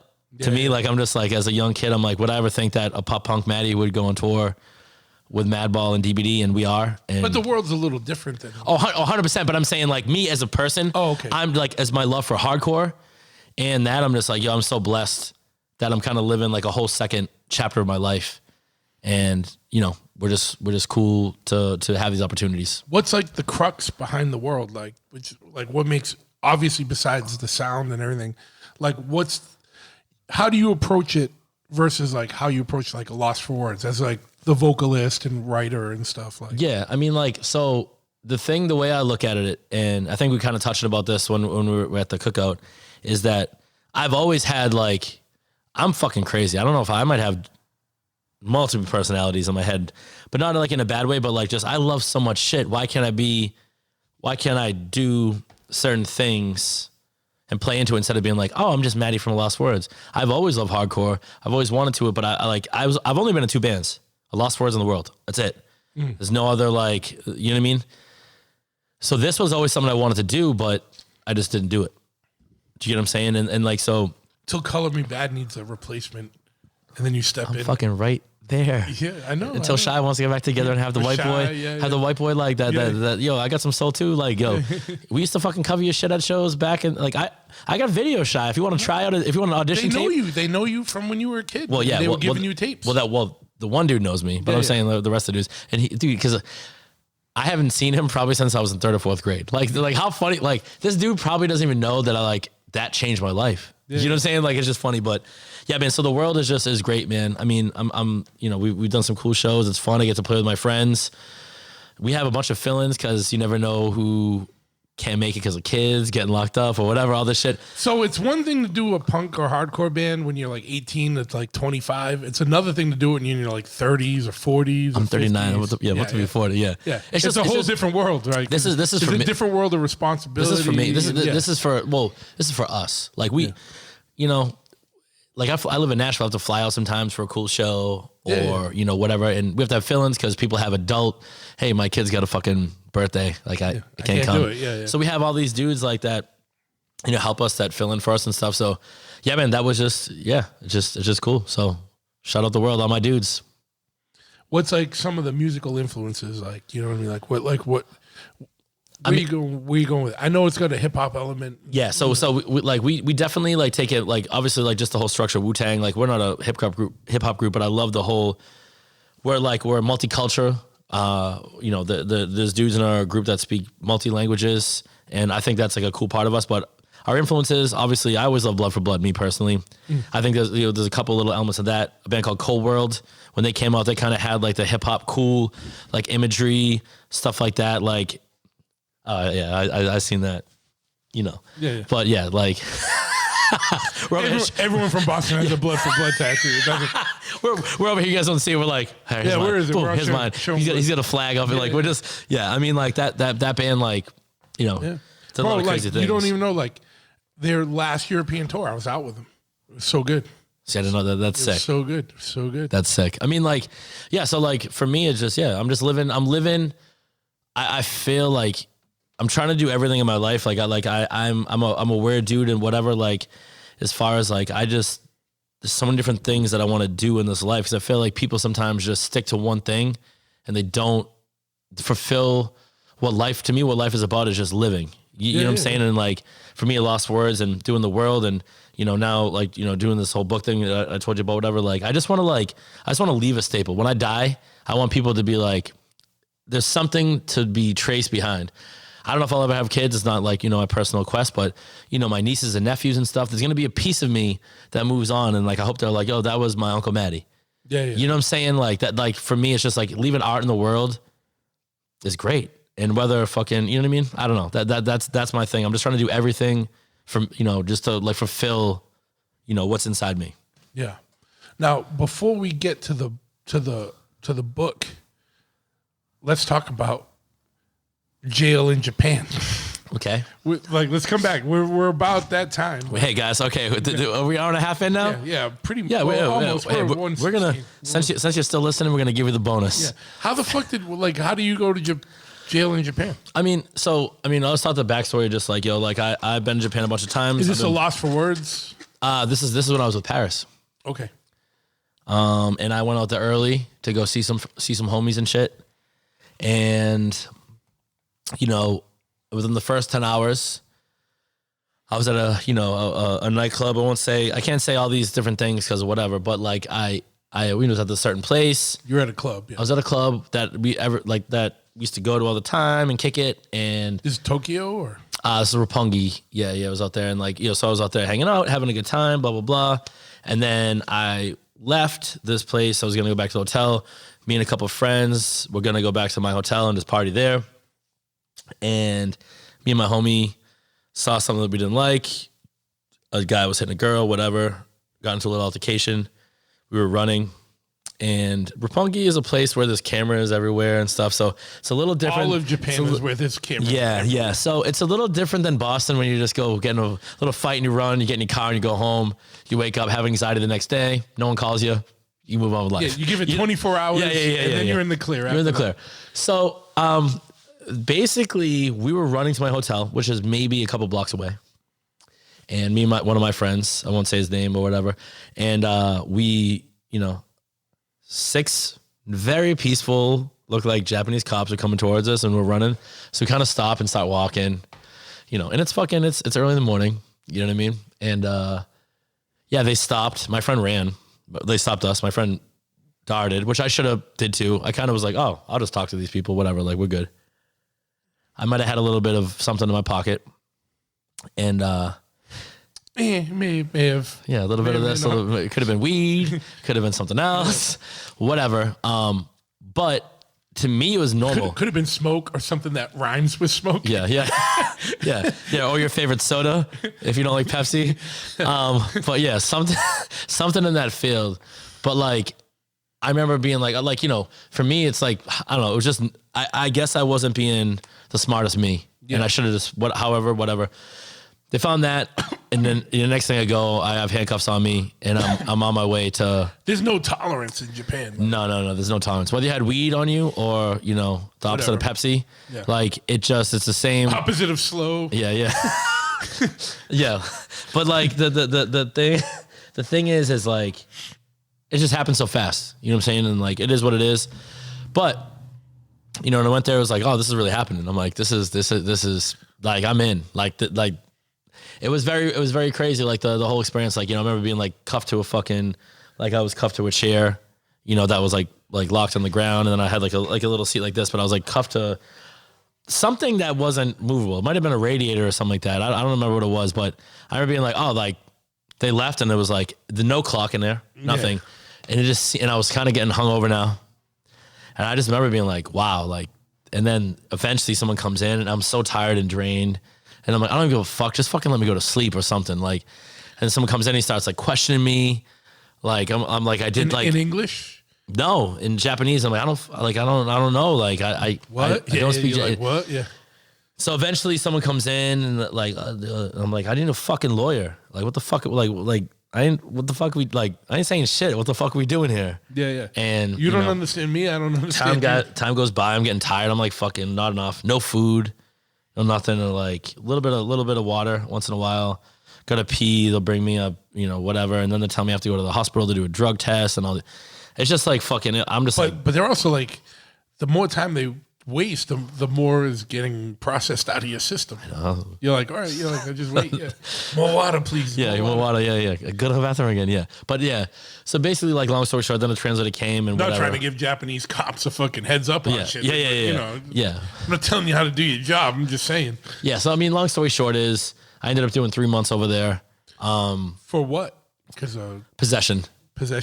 Yeah. And they try to get me because they were trying to get me on because I was only there for 10 hours. They're trying to get me on did you bring it from America?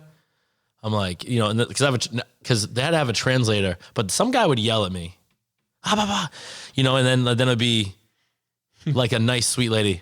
He's asking you. And I'm like, fucking talk, give me the emotion that he did. Cause I'm a little pissed off. What is he fucking yelling at me? What is this guy saying to me? And she'd be like, oh, he asked, very sweet. I'm like, come on, sweet lady. I want to know, tell me the way he's saying it so I know how serious is this fucking. Give me the verbatim translation, not your.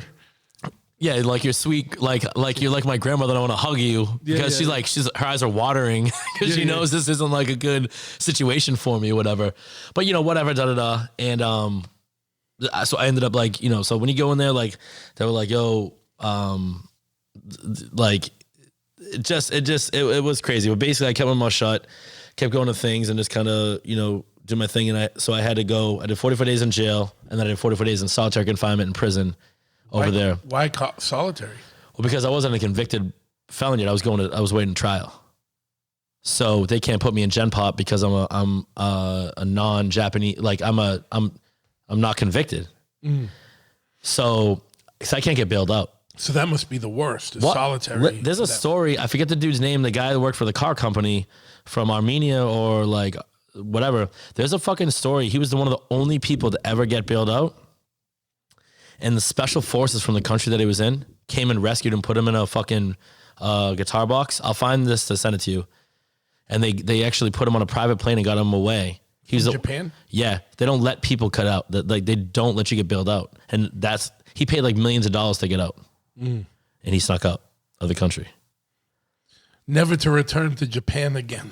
Just like you can't go back either. Yeah. But yeah, so long story short, there's lots of stories. Obviously, I'm writing a book about it, so I don't give all the details away. But it was crazy, man. It was it changed things in my life. It made me have to deal with certain demons. So 44 or 45 days? 44 days in jail, 44 days in solitary confinement, which you can, As ADD, dude, you must have went fucking ape shit. Bananas, dude. I can't even describe. So right now, it's don't even gloss over that. Let's talk about that. I paced in circles for hours and hours a day. So did you get out at all? Did they give you an hour outside or anything? Nah, none of that. Out here, they give you an hour. None of that. And that's the weird thing is when I was in jail, at first, I was 2 weeks alone in the cell at the beginning, and then I have other stories that I don't want to focus on that. I want to focus more on the mental stuff of it than the street stuff of it. Cause that's a whole different thing. I think I'd like to go more into the mental side of things and just to tell all the stories, you know what I'm saying? More mentally, I'd rather talk about the mental part of it, but it was lonely. It was very, very lonely because the first 2 weeks I was by myself, but then once they realized I was not a threat, they put me in with 3 other dudes and it was rotating. It's jail. People are coming and going, and I have to stay because I'm waiting my trial. But some people get arrested, boom, they're out the next day. You know how it is. It's just whatever. It's jail, not prison. People get that very confused. People that don't know. Yeah. They think jail and prison are the same thing. No, jail is you could be in there for a day. You could be in there for fucking 30. There's all different circumstances. Yeah. Prison, that's a whole different. Everyone's there for a certain reason. Yeah. And then for a reason, either you're waiting trial and you can't get bailed out. Yeah. Or whatever. Jail is you're in there for, like you said, or you're in there just because you're drunk and you're gonna try out the next day. Or you get bailed out, or you gotta wait for the money, whatever. But so, what was their language barrier with you and the other? Man, so I'll tell you, some people was oh, did you learn Japanese? No, because no one really spoke English. I had a prison guard that like spoke a little bit English, and like you can tell he kind of fell for me, and he spoke pretty good at English, and I think it was cool for him to try to talk to me and practice. Yeah. And he was really cool. He was a really nice guy. And like, even like when, he, like would let me give letters to my, that like I shouldn't have to my lawyer, just like to give to my parents. Cause you can only write one letter, a week when you're in there. But I was like, cause they caught him and he gave him back to me. He said, "Mom, maybe give to lawyer." Like kind of just like, I don't know what these are. Like keep those in your thing. You can't send all these. But he said, maybe give to lawyer. And I was like, cool. Yeah. And I did. I gave them all to my lawyer, 50 letters. Because I was in there writing. I'm like, oh, hey, what's up, dude? Fucking. Because that's what kept my brain straight, was just trying to talk to my outside world. Oh, shit. How's fucking this guy? Oh, hey, what's up, man? Like, yo, I'm in this little thing, whatever. Hope you're doing well. How's the kids? Like that just gave, and like, who's going right next? Boom, right, that person. And that's what kept me going. But then when I was like in jail, when I was with other people, I felt like their spirit, like, it's hard to explain. And I hope I don't sound like it's hard to explain. But I think because it's one thing being. We started talking with our hands and gestures and little words. Like there was being in jail. We were communicating. But in Japan, where English isn't really. Yeah, dude. Prominent. Like only one of these homies. Like he was a fucking a real one out there. You know what I mean? He was cool. He was like my age. Like he spoke a little bit of English. He was the best cellie that I had. Like when I was in jail, because like we were together, and only like one guy kind of pushed on me for a second. That was only like whatever, a couple things. But he was like, I don't know what he said, but that fool looked. He made this junkie dude fucking look in the corner of the shit. Like, cause all I know, he was very firm, because that dude was trying to pull up my AC and push my, because I was there first and I had the AC blasting on me. Yeah. And like people think this is the little things, man. I was there first and this was my spot. Sorry, homie, you're over there. But he kept trying to push to get the AC. You know what I mean? Like, sorry, dude. Like, I was here before you. I'm going to be here after you. Yeah. So like, but that homie, and like, I respect him. Like, he had my back, because we were just like joke about, he's like, oh, baseball? You like baseball? And I'm like, yeah, like we just talk about little things, little words that he had. And you had to take 3 books a day, and we would show each other like our pictures, like, just having someone there felt good. Like when you eat food, oh, I don't like, you'd be like, I don't like, you want? Oh yeah, I'll eat you fucking, like that weird thing. Squid or whatever the fuck it was. Whatever. But yeah, and like, I'd be like, you want this? Oh, we trade. Like just like things that just like make you feel like a human. Yeah. I like we'd shares every day. Like our little cell, we'd have like dinner, like we were fucking having like a gourmet, like we'd treat it every night. Because when jail, everybody's going to. What was Japanese prison food like? Because it was awesome. Japanese prison food, not jail food. Jail food was trash. Yeah. Japanese prison food, I was getting big fishes. I was getting big ramen bowls. Shout out Japanese prison food. All the inmates in there are really cooking well. What's the jail food like, though? Bro. Like lukewarm fish. Like, so like, obviously, like my friends, shout out all my friends that helped me when I was there. But like my books were always filled no matter where I went, like, when I was in there, whatever. But I just bought chicken nuggets for lunch every day. Every day, because. Oh, they had chicken nuggets. Yeah, man. And like, and I'm more cultured than chicken nuggets. I'm not a chicken nugget motherfucker. But the food was so bad in there. Yeah. Bro, I was just like, give me chicken nuggets every day. Like, I like, take all my money and just give me fucking chicken nuggets, please. Yeah. And I would dip in teriyaki. Fucking soy sauce. And then I'd break it up and put it in my rice. And that was my, and it could have been worse. Yeah. Well, actually, yeah, it was worse, because if I ate what they've given for free, whatever. It was like, yeah, but prison food was awesome. Seriously, it was like, it made me happy. And like the food and snacks I had there made me happy. And like also I had visitors, because I'm like, Japanese Hardcore had my back. Shout out Japanese Hardcore. Bones and fucking who had my back hard. Mizuki, Ice Grills, fucking Loyal to the Grave, Tame, like all these different dudes, nerds, all these different dudes. But like I had people visiting me all the time, checking in on me, giving me books, at first and whatever. Like, were there English books? Books in English? So I was so this is funny. This is actually funny. So I read Catching the Rye for the first time. And the funny thing about that was I'm like, they used to make us write book reports on that shit. Remember that? We all had to read Catching the Rye. I didn't fucking read that shit. We have ADD. I read the back of the thing and was like, all right, this is what the book's about. Asked a couple friends, hey, what, and wrote the fucking. But when I was in there, I read Catching the Rye for the first time. Don't remember what it was like because it's been so long. But I remember being like, after just laughing at me, I'm like, I finally read, since third grade, they've been trying to push on me this book, and I finally read it. But there was also Disney books, like the little. And I love Disney. I don't know if you know about this. Like, I got a Mickey Mouse tattoo, Sword in the Stone sleeve. Like, I'm a huge Disney fan. I mean, Disney, pop punk, it all goes together. It's cool. I get it. I would expect nothing less. Yeah, but the thing is like, they had like a Jungle Book one, a Peter Pan one. Like, and I'm talking about like the third grade reading books. Yeah. Like hardcover, 30 pages. Like with the gold foil binding. Mm-hmm. Yeah. I know what you're talking about. Mm-hmm.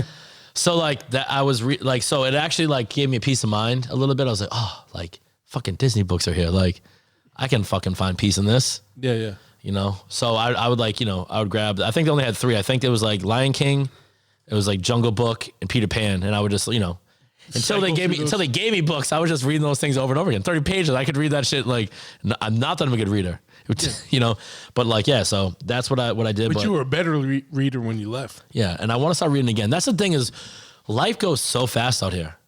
Yeah. Like, and then when I was sitting there alone, and prison was worse because I was solitary. You know what I'm saying? Like that was difficult because, and you have to sit down Indian style and there's like different rules. They're very strict and this, you know what I mean? Yeah. But I remember just being very lonely and like, I would basically my journals, which I need to get back. My ex-girlfriend has them still, and I still got to get those. That's a big part of my book because it's basically just one like run and set every day. I just like talk to myself. Oh man, I wonder how this guy's doing. I hope my mom's okay. Like I would just talk to myself, but it would just get me lost. I wasn't there, I was somewhere else. And then, that's when I started writing my book in there and, different things and started writing like little short stories and I was having fun with it. Like it just, bro, you have to keep your mind straight. And then I was in ICE detention center and that was fun. You were in what? When I went to like the ICE detention center there, everybody's getting released, cause basically what happened is like, so I overstayed my 30 days. So now they're gonna rearrest me and deport me. When I was getting out, I'm like, oh, I'm going out. And they're like, no, you're not out yet. I'm like, what's up now? They're like, well, now you got to go to this facility because you've overstayed your passport. I'm like, what the fuck is going on? I've only overstayed my passport because you guys have detained me for. Yeah. So then I'm in ICE detention center for violating my visa. Yeah. And overstaying my welcome. So then I did 9 days there, but it was way different. It was, overnight you had to sleep, get locked in at 9 at night, wake up at 6, boom, gates are open, fucking go hang with your friends, have breakfast, fucking someone was cutting hair, showers, you could play soccer outside, like it just chessboards, you could get, like it was, now I'm doing things. Yeah. And there's different people some people speak English, but no Japanese people anymore. Now it's all just like different, ethnicities. Sure. There's a little bit of fun, stuff when it comes to that, but there's only 9 days. You basically just have to book your flight and whatever, but you could order anything from 7-Eleven. Like they had like sheets and they would come on like Tuesdays and Thursdays and you could just, anything you wanted. I had, had all the spices, all the ramens, like, you know what I mean? Like, so that was, and everybody's going home. Everybody's happy. Everybody's like, so the vibes are just like. Yeah. No one's trying to cause trouble or stay longer or anything. It was just all. Yeah. This is it. Yeah. So like, cause I remember like walking in, I haven't like talked to dude. I remember what it was like. And I just like walked in. I was like, what's up, everybody? I'm like, what's up? My name's Matt. Like, I just walked in because I'm like, I don't know how to fucking act around people. I don't want to be the guy that just walks in and be like, so I was like, what's up? Like, I was like shaking hands with people. And I remember like, people like, yo, like, the couple of the Russian guys were like, oh, good energy. I'm like, yeah, man, like, yo, what's like, cause I'm kind of like scared. Also kind of just like, but I'm like, I wanted to shake everybody's hand, like look them in the eye and whatever. And then I'm like, oh, they're like this. I get it. Everybody's going home. Like there's no, but I was all like, I haven't talked to someone in 40, like I get to talk to somebody. Yeah. Like I see, like I'm with people. I just was alone for fucking 44 days. My brain's racing and I don't like, I'm excited. I'm like, boom. I like, it was cool. And then I was just, it just that, and then get home and just all of a sudden my mom and stepfather are just waiting for me in the car and like, we love you, kid. And I'm like, we just go home, fucking have some tacos, go to sleep. And I'm like, holy shit, that wasn't, like my mom's like, give me the big, I love my mom. You know what I mean? She's like, I just worry you were never going to come back. You know what I mean? And I'm like, damn, like that was real, but I'm back. Like I just flew into Logan, like nothing ever happened. You know what I'm saying? Like I just was back and I'm like, whoa, that was like, it's just crazy. Yeah. So I would be remiss if I didn't bring this up. And I know you wanted to go more into the mental aspects of things, but was there any fucking weird fucking shit like you being an American stuck in this Japanese jail when you got out of solitary and were in with other dudes? Were dudes trying to press up, or like was it weird, or was there like, or were people just like, what the fuck are you doing here? So let's go to the beginning. Let's go to jail. Yeah. Okay, so you shower like you shower once a week, basically every 5 days. Once a week? Yeah, you only get to shower once after you shower once every 5 days. Okay. Damn. So my first shower, Yakuza is there, obviously. Yeah. Strong presence. And you're all tattooed. It's their country. Up. You're all tattooed. I didn't have this stuff. Might have been looked on a little differently in there. I have my whole back is all done Japanese style. My whole side's done Japanese style. Tattoos in a lot of places mean a lot more than just American culture. Like, I got a bunch of fucking... I remember when I was in Japan, there was a lot of restaurants and shit that had... Wouldn't allow you. They probably wouldn't let you in. They wouldn't let you in. They literally had a picture of like a body sleeve with the red cross through it. Like, Yep. no, you're not allowed in here with tattoos. Yeah. But this was 2005, yeah. And it's getting better, obviously, now. I mean, like, whatever. But, it's very like that. So the only story that was really crazy... Well, there's a couple... Yeah. So this story specifically... It kind of shows my personality, and I don't give a fuck who you are or whatever. So I was in there and showering, and I remember, I'm butt naked showering.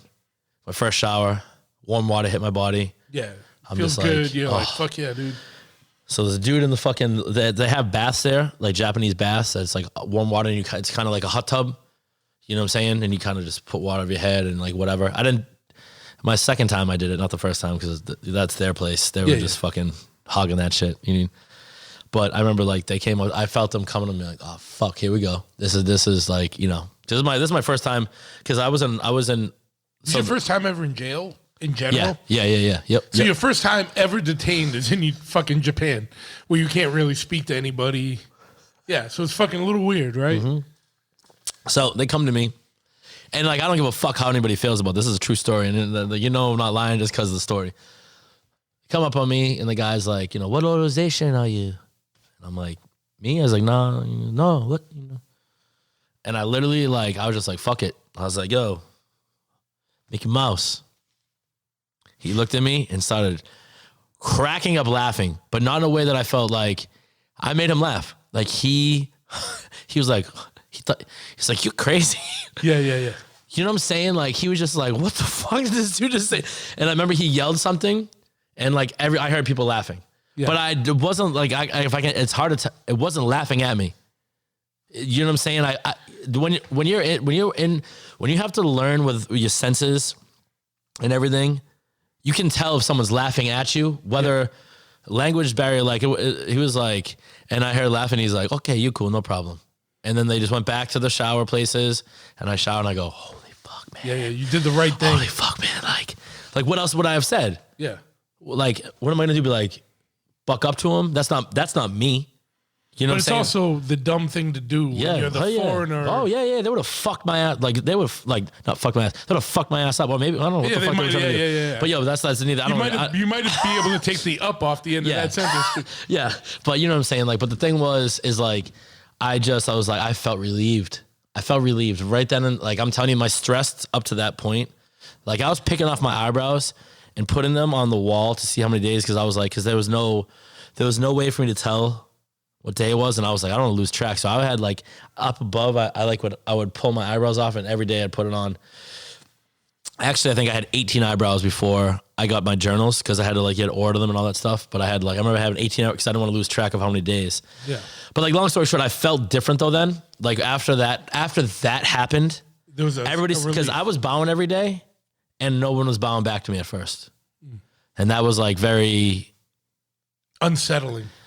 Yeah, because I'm like, man, I know I'm in Japan. I've been here. I at that point I've been there 9 times. I'm like, if I just keep bowing, hopefully someone knows I'm just being respectful, because there are countries based on respect and honor and like a way that I love and respect so much.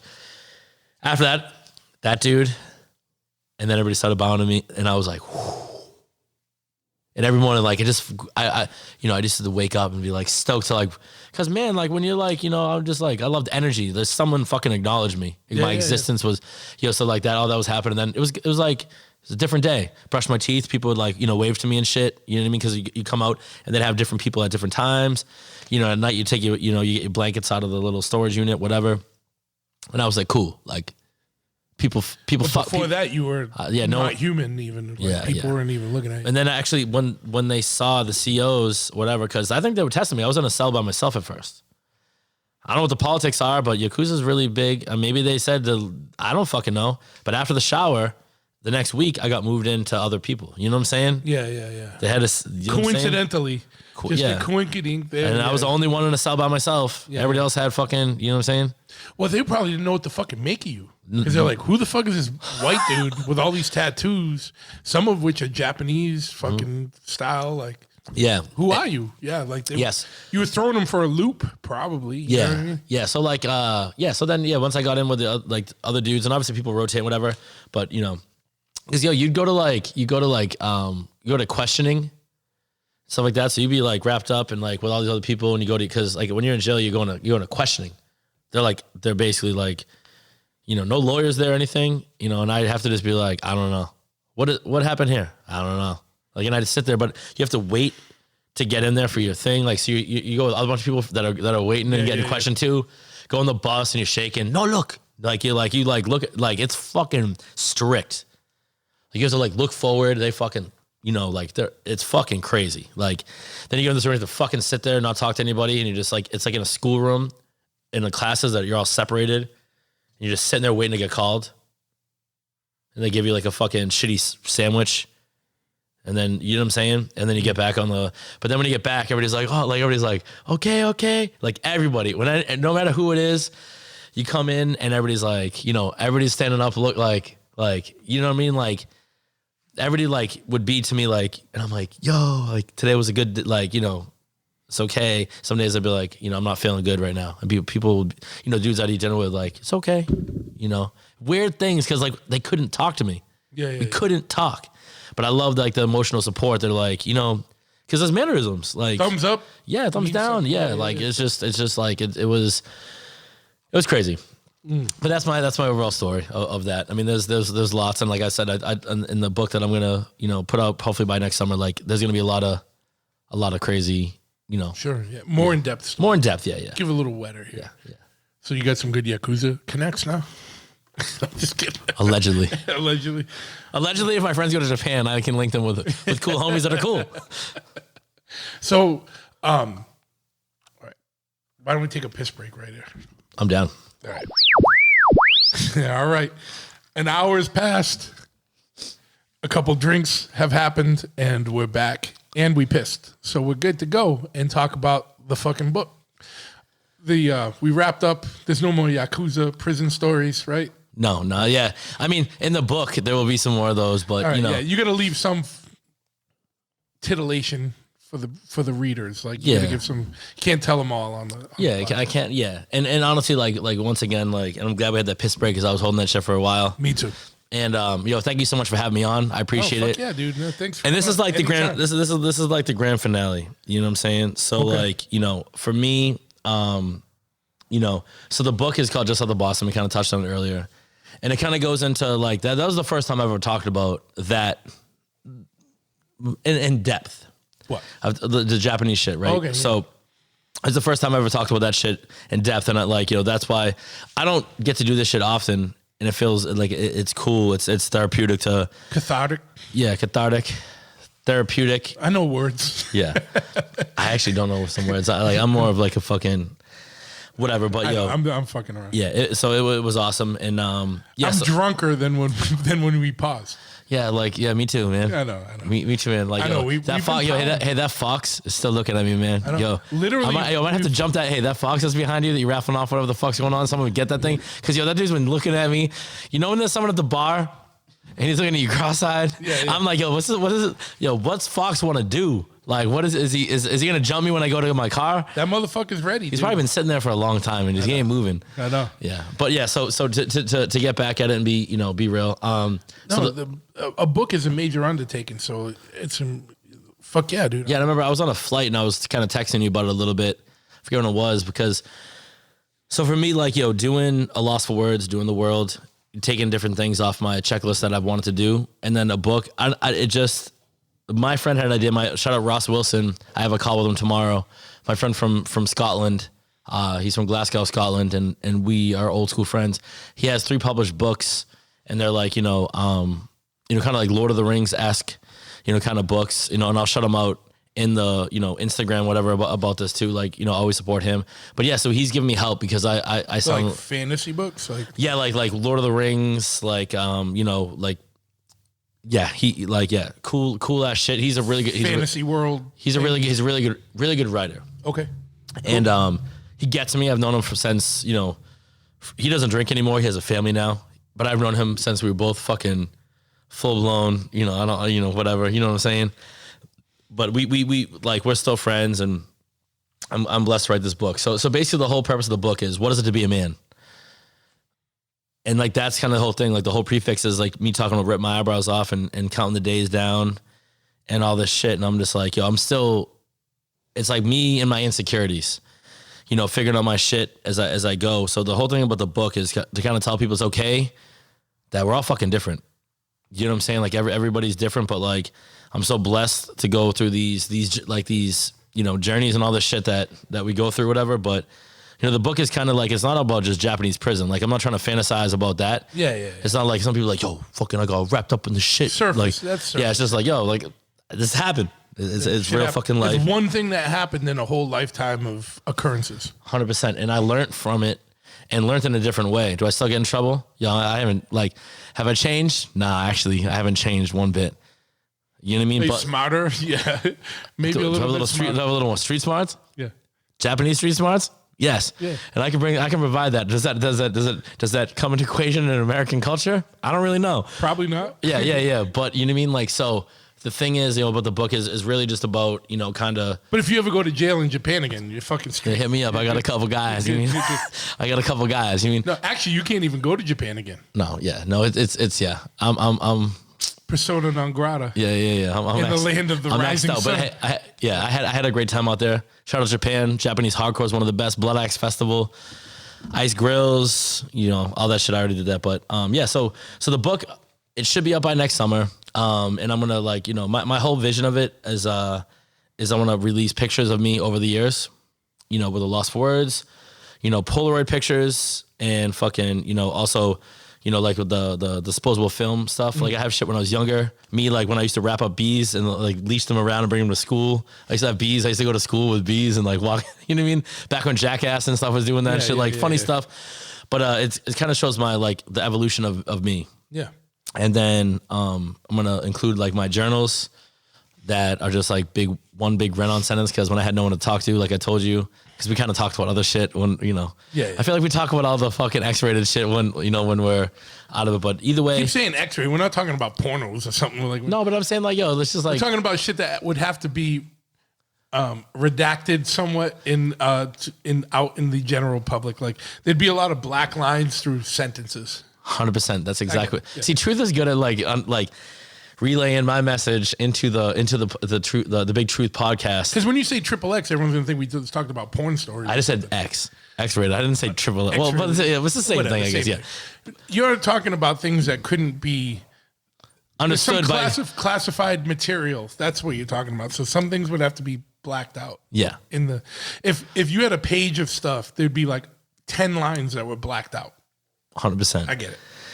So yeah, I mean, I'm in the world of conspiracy as well, so I get it. Yeah, I'm just kidding. It just like, so I guess like I'm just stoked to like talk about my, because I kind of, like I said, back to what I said earlier, like positivity and all that shit. That's what makes me happy is my friends being happy. I was wondering why you were in Scotland, because you were talking about being out in Scotland when you were doing the book stuff. Now it makes sense because you were boys with an author. He's probably kind of coaching you a little bit. Yeah, absolutely. He's helping me. So like I tell him my stories and he helps me put them in better words than I could put in myself. Sure. You know what I'm saying? So, and we're working on it together. And, so I'm stoked to have the whole thing. I'll have my prison journals in there. I'll have pictures over the years from, Lost for Words into the Paris and to Set It Off into the management thing, into the world.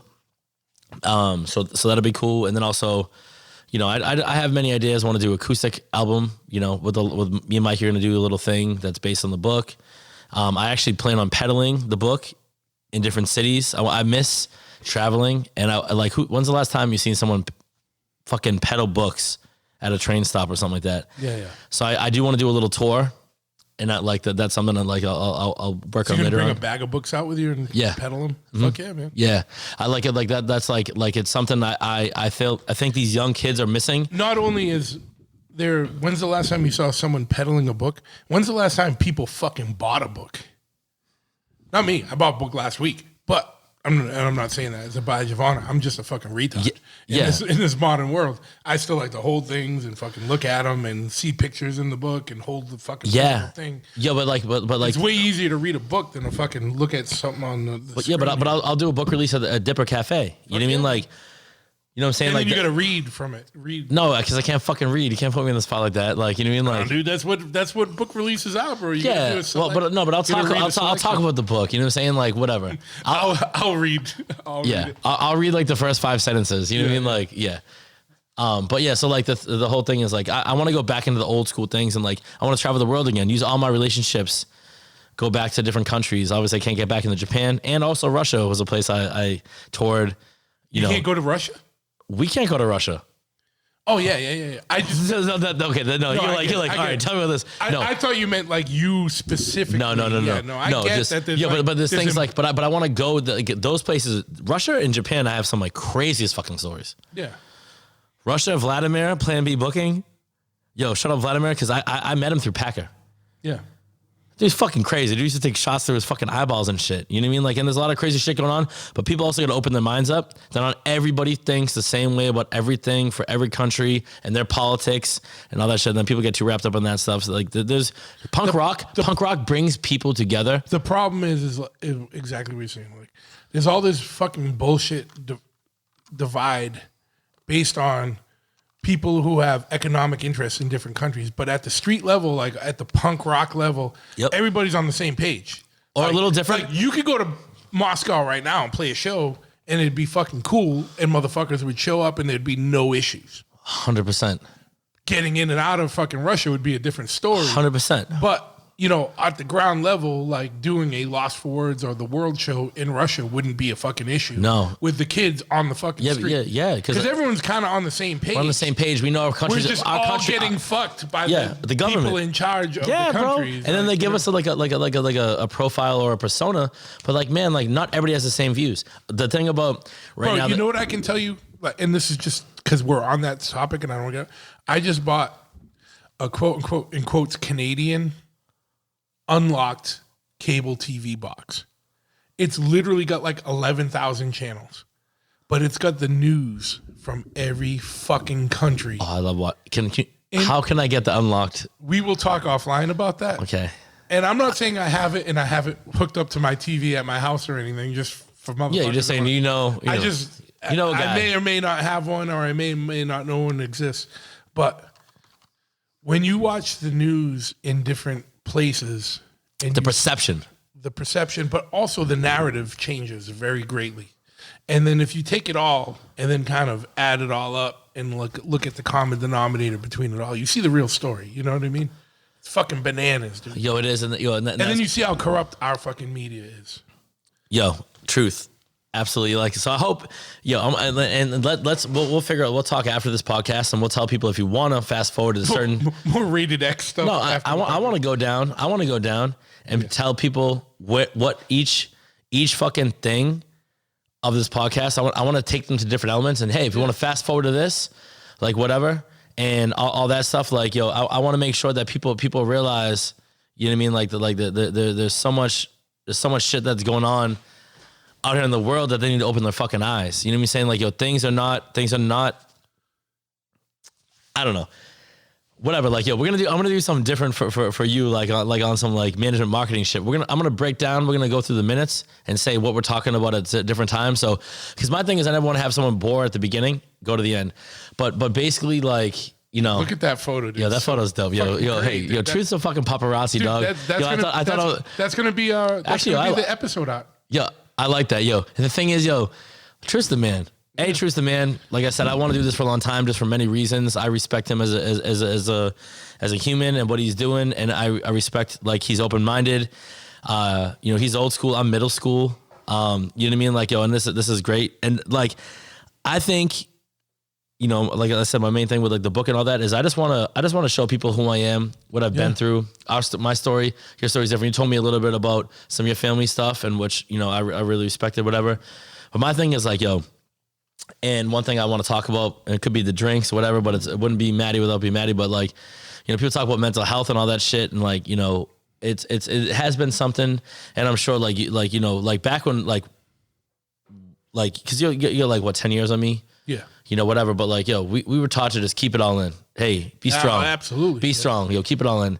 So like, I'm at a point in my life where like I'm like, damn, I'm like, you know, I'm not okay, but I have to, like I was telling you earlier, get the best friends. Best support system, you know what I'm saying? Like, yo, but why, you know, why isn't my brain like, okay, you know what I'm saying? But the whole thing about the book and, you know, like, it's just to kind of like, yo, let people know it's okay to be yourself and just, you know what I'm saying? Everybody's story is different. Everybody's wired differently. Everybody came from different environments. And we're all going to be like, yo, your story's different than my story. And that's okay. That's cool. We might have differences. We might even argue about something. And that's what makes the conversation fun. Yeah, absolutely. Now, was writing that book cathartic? Well, I know you're still in the middle of it, right? How far are you actually? So I have a call tomorrow about it. So the thing about, you know, real life is me writing a book isn't making me money. No. And I have to make money to live. Yeah. If I could have wrote this book would be done a long time ago, but it's not, I said it's not going to go until next summer because there's a lot of things. And my homies helped me write it. He just had another kid. Congratulations to Ross. You mean, like, you know, that's like, yo, I'm so happy for you, whatever. Like, it's just like, yo, it just takes time. Yeah. And like my whole vision is, you know, whatever, but yeah, like it's just, but you know, it's therapeutic. It's so therapeutic, man. Yeah. And like, yo, I'll say this, yo, I met my dad for the first time in 5 years. Like, yo, and I'm just spitting off the top, but like, I have chapters in there that he may not like. And I actually like, I don't really care. Wait, so you talked to your dad recently for the first time? Last night for the first time in 5 years. Because of the book? No, just in general? No, just in life. It's just like, it is ironically, you know, but like what led to that? My grandmother passed away. My mom's mother passed away. Not my dad's grandmother. Yeah. So my dad's mother. See, I'm getting real. Like, so see, people are afraid to talk about real shit, but I'm down. Once I have a couple drinks and whatever, and I won't regret anything I say. Couple drinks, meaning a whole bottle of Tito's, which is like there's literally one drink. My thing is though, right? I never like if you drunk and you say shit that you don't mean, then that's you're fake. Yeah. Me, I say shit. It just takes some time for me, but I mean everything I say. This is just loosens the lips, but you're not speaking. Loosens the lips in a good loosens the brain. Loosens the brain. This gives you permission to say the things you want to say. That you might not say if you didn't have this to loosen things. 100%. I get it. But like yo, like, but you're still speaking truth. You're not saying dumb shit. I'm speaking big truth. Big truth. Yeah. That's what this pot. Right? Yeah, right all pun intended. Yeah. But like. Big truth. I'm glad I got that one instead of the wow. Yeah. But yo, like, so the thing is, yo, you mean like me and my dad have differences with different people? I'm just kidding. Yeah. I'm just fucking with you. You invited that in. Me and my dad. We're trying to work things out. Yeah, you know, he might listen to this. Right? You know what I'm saying? But like, yo, the thing is though, like, it's just so I did that for my nana. His mother called me. My grandmother passed away. Like, yo, the woman that kind of raised me.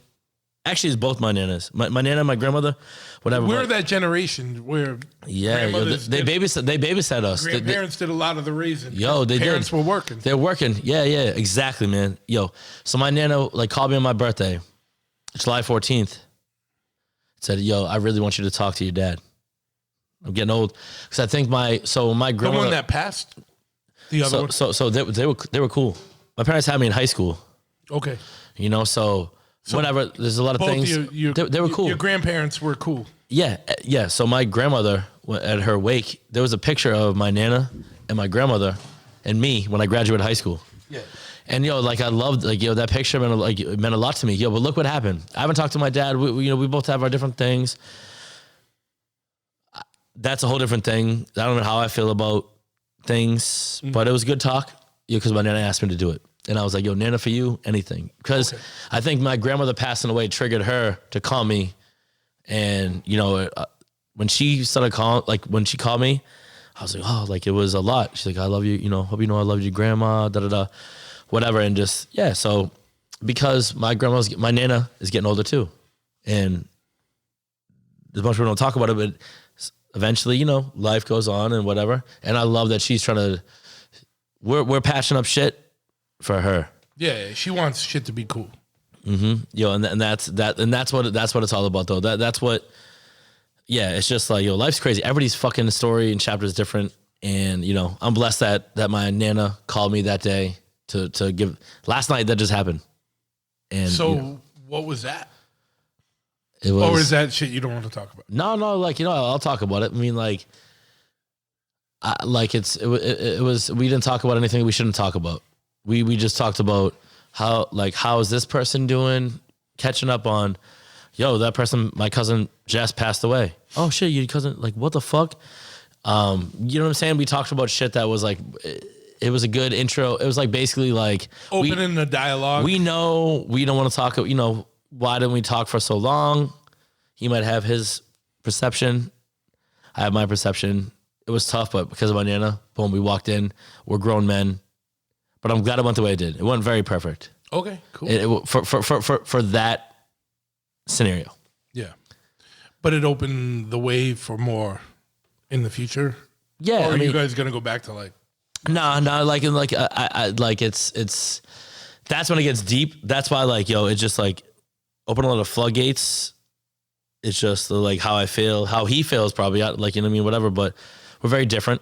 I think we got to realize that it's just there's more. No matter what our generation is, their generation is even more like less talking about shit. Mm-hmm. But yeah, I was having some ice. You probably hear that. The ice feels good.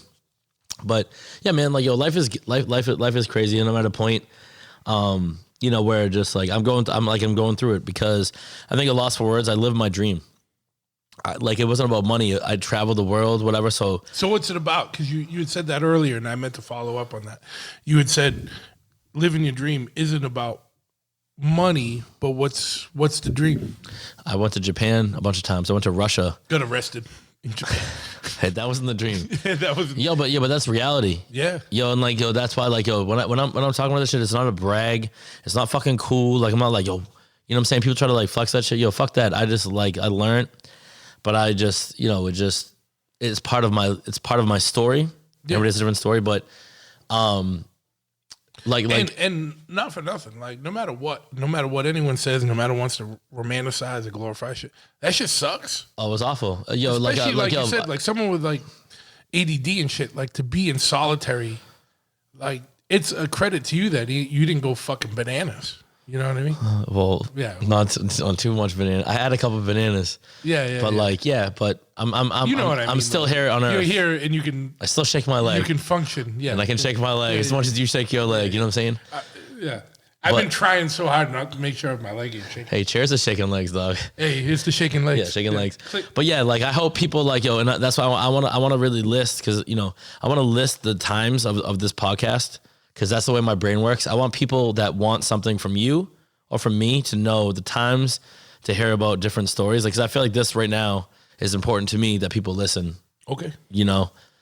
But like I said, it's just everybody just needs to know there's people out there that understand. Because I feel like people just they get lost in their thoughts, and I do too. I have it feels like that. It's just there's everything going on at once, and it's sometimes I don't want to wake up or whatever. And I have bands and people that I love and I have to work for, and I'll never let down. You know, so even my friends will listen to this, like I work for you, but like I'm being vulnerable right now. So you know what I'm saying? I hope that like that makes sense to someone that's listening. Is like, it's just, life's good.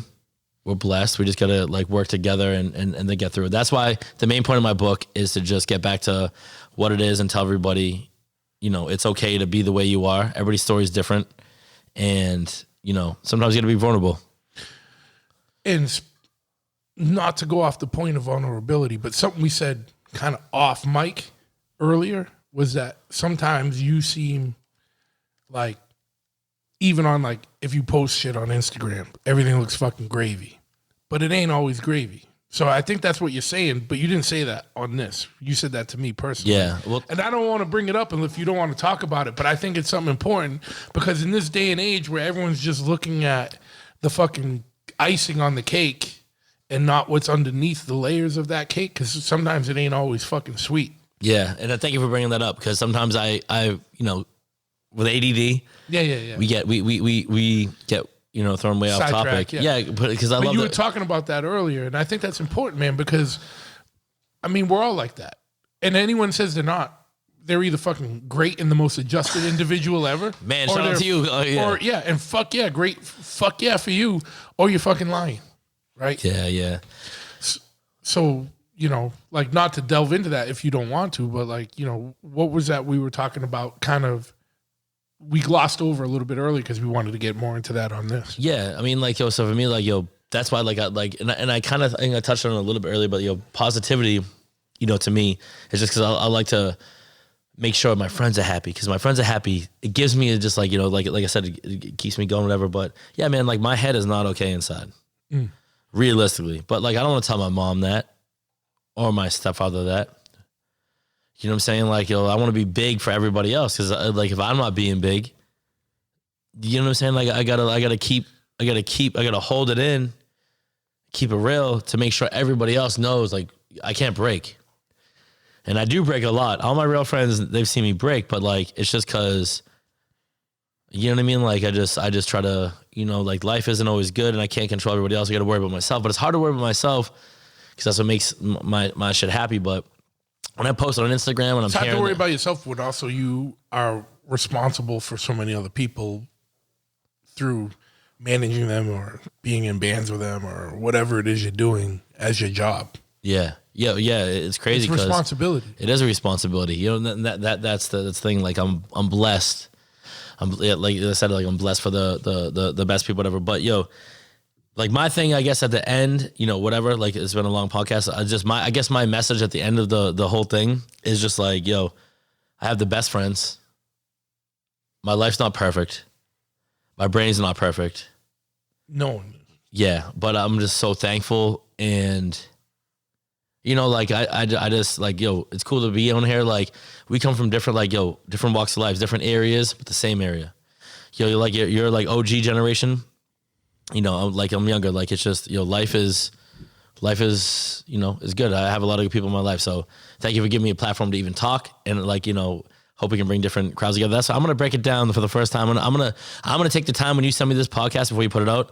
I'm going to break it down into minute levels of where we talk about certain things. Okay. So just in case certain people don't want to listen to the whole fucking thing, and if you don't, you ain't my real motherfucking friend, by the way. But if you want to hear certain things and get something from it, I hope there's different marks that can give you a little piece of education, a little piece of mind, a little, you know, that's the way that, like, you know. Sure. Or a little piece of, you know, here we're talking about fun shit. Here we're talking about serious shit. Here we're talking about prison. Here we're talking about this. Here we're talking about a loss for words. Here we're talking about. I don't want. But here's a question I have for you, because I think it's an important question. And it's based on something we're just talking about and you talked about earlier. Like, you said, you know, to me, off record, that, you know, sometimes, like, you know, online persona might look like, hey, man, everything's a fucking party. But in reality, everything ain't always a party. Sometimes shit's hard. And it might not look like it online because people just have a tendency to post for whatever points of their life. The best points of their life. Because whatever, maybe people don't want to highlight or harp on downtimes. What keeps you going through the downtimes? Because like you said, you have responsibility to friends. You have good friends. You have responsibility to your clients, but you also have good clients and things like that. What are the things that keep you going through the hard times? Because that's kind of, we didn't talk about that, but that might be the important lesson here, or the important piece of the puzzle for people that might be going through similar things. Yeah, and I appreciate you like for asking that and like taking both our ideas together to get the point. But the point is like I like it's because I want to make everybody happy, and making people happy is cool. And like like to me, life is about making everybody else happy, me and my life. And I know that I make people happy, and it keeps me going. I wake up in the morning, so I know I could hit up you. I could hit up, I have people that will listen to me. It's just hard. You never want to be a burden. Do you know what I'm saying? But just knowing I have support, and like, if I make a difference in someone else's life with Lost Words, the world, the book, then my whole life is fulfilled. Like when I walked around in Japan by myself, alone, thinking, I sat there with my thoughts on my friends that passed away. I pray to them because I believe in a higher power, but I don't know what it is.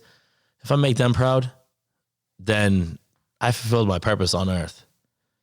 You know what I'm saying? And it might sound dark and heavy, whatever, but that's, like my positivity makes me happy just a bit, knowing that like I give people know that like I just want the best for everybody. That's why I try not to break. I don't want to be negative, because if I go negative, it's not a good place to, you know what I mean? Mm-hmm. Not a good place to be for many reasons. So, that's why like, keep my mom proud. She's my number one. That's the purpose of earth. Like I'm back home right now, right? I live in Nashville, Tennessee. She got me ice cream sandwiches and Gushers. I'm a 39-year-old adult. Staying with my mom for a little bit. She lives in Nashville? No, she lives in Abington. I live in Nashville. Okay, yeah. Yo, so my when mom, you come out here, you stay. She just bought me fucking today when I came out here. I don't like. That's what I'm saying. Like, people don't talk about this shit. She's like, Maddie, you're going on a podcast. Here's some Gushers. Bring it with you. Well, no. That she when goes, you come home, I have some ice cream sandwiches for you. Yeah. Yo, Fuck yeah, dude, that's dope. No, that's what I'm saying, bro. I'm not embarrassed to say that shit. My mom's the fucking best. Why would you? My mom's the fucking best. People would be. So there's some people. I'm sure that are envious that I wish my mom would get me some Gushers and fucking ice cream sandwiches. Yeah, but why would I not keep going? She made that. She made me who I am. And even though my life isn't bad, once I figure out my shit, and I will say, talk to multiple friends, even some friends that I cook or whatever, I'm gonna start talking to a fucking therapist for the first time ever, and I'm gonna say that real quick. Because everybody that I thought that wouldn't, I thought it was embarrassing, I'm going to try. Yeah. I signed up today to do that just because I'm like, I'm going to give this a shot. And I think people need to realize, because I'm like, a bunch of my homies were like, I'm like, you talked to a therapist? Bro, I had a dude on my podcast that's a brother. His name's Viking. He's like 6 foot something, 300 fucking, I don't know what he is now because he slimmed down because he stopped doing powerlifting and he was doing strongman competitions. Now he does Brazilian jiu-jitsu, so he slimmed down some. So now he's just going to eat someone. He always talks about the importance of talking to a therapist, but if you don't like the therapist you have, but finding the right therapist and how much that helps you. Just don't do that thing, the douchey thing where like dudes go on and stop posting positive affirmations every day and fucking weird I've always, and shit. No, I know. I've always kind of done the Buddhist.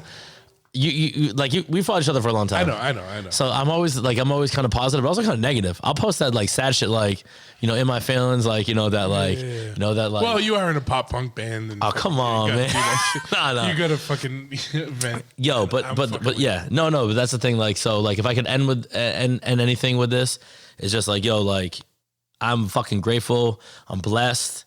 You know what I'm saying? Keep it going. Everybody's from different walks of life. You mean like Truce fans, my fans?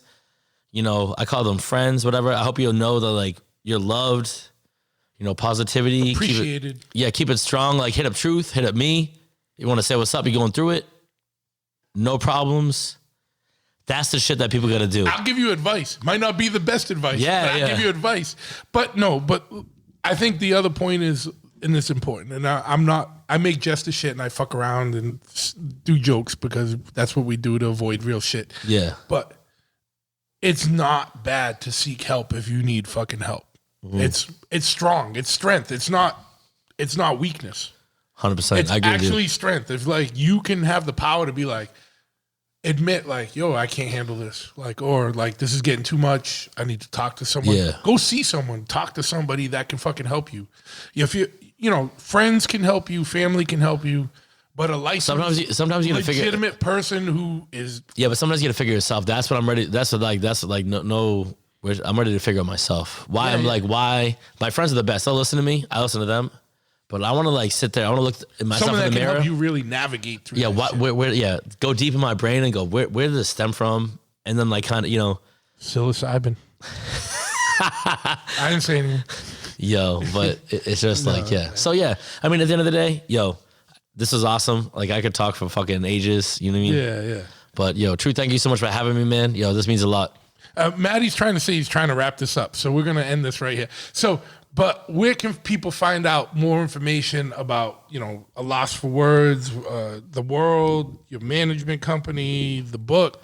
You shout out some socials, and I'll put these all in the show notes so people can follow up. Yeah, I mean, honestly, so just follow Maddie AL4W.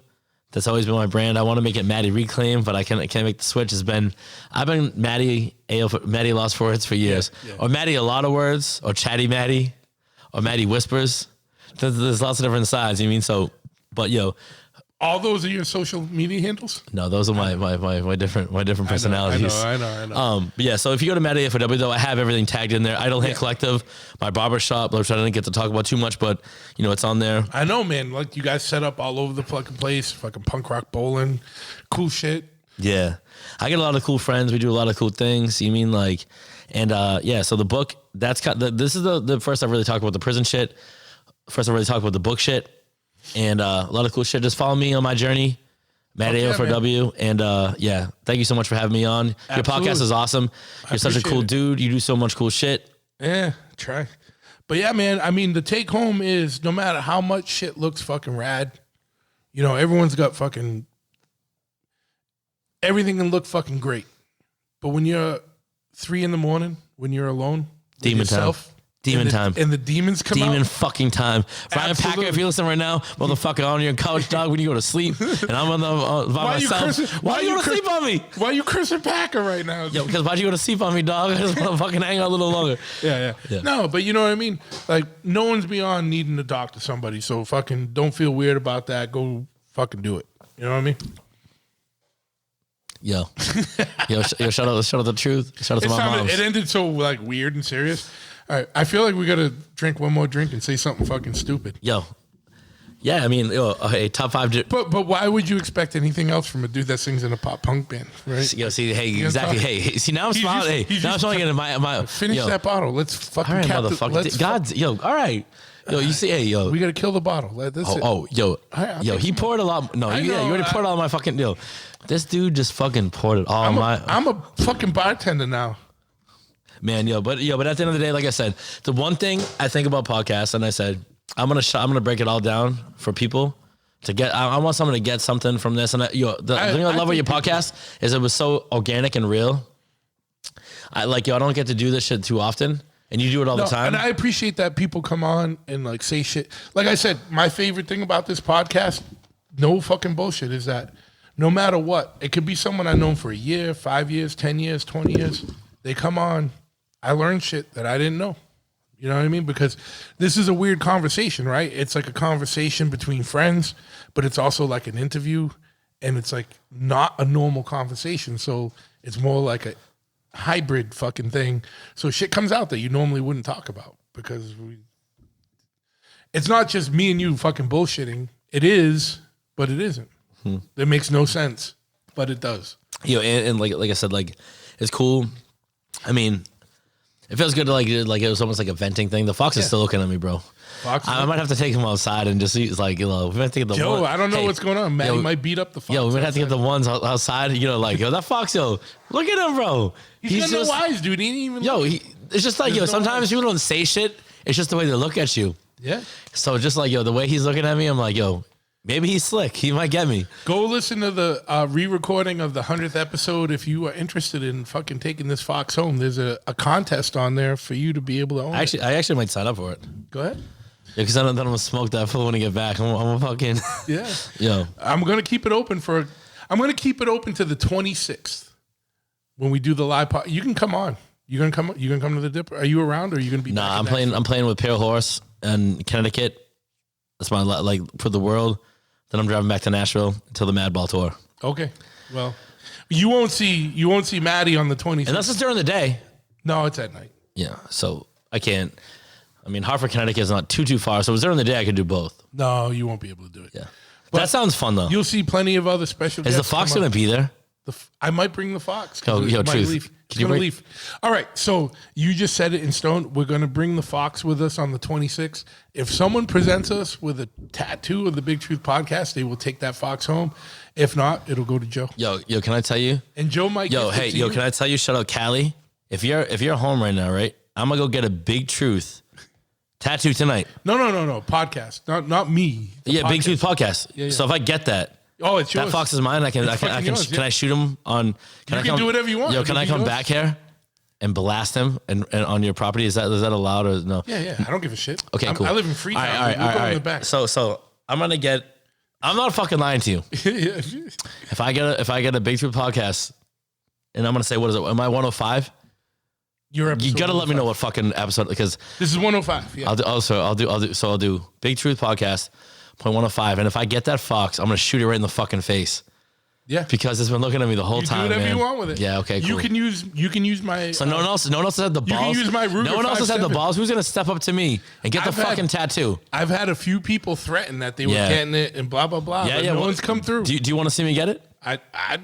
I'm not saying. I'm not saying it's gonna be on my neck. I'm not doing a face. I'm not doing my first face tattoo. You're not gonna BTP 105 on your face. Yeah. Right over your eyebrow. Yeah. It'd be hard, dude. All right, cool. I get that Fox and I can shoot it on in and around this area. We'll film it. Yeah. I just want to shoot it right in the face. Oh well, that's up to you. Yep. You can do whatever you want with it. Cool. You can use my Ruger 5.7 back there. That pistol that shoots. I wasn't gonna bring that up, but I'm using that thing. Yeah. Or I'll bring my Sega AK shotgun. Well, I'll finish him with that. Yeah, that'll be nasty. We'll use Dragon's Breath rounds. Yo, can you? I have Dragon's Breath rounds that shoot fire. So can you do this? Can you post when I get my tattoo? Can you post that Matty actually fucking did what he said? Yeah, if you shoot me the video, I'll post it up. Yeah, okay. We'll show and proof. All right, yeah. All right, you guys are hearing it here. Y'all bitches. Like, yo, the Pop Punk Kings gonna fucking get that shit. Pop Punk is repping the hardest. Yo, come on. BTP 105. Yo, show me. Come on. Test me, motherfucker. What's up? All right. There we go. That's it.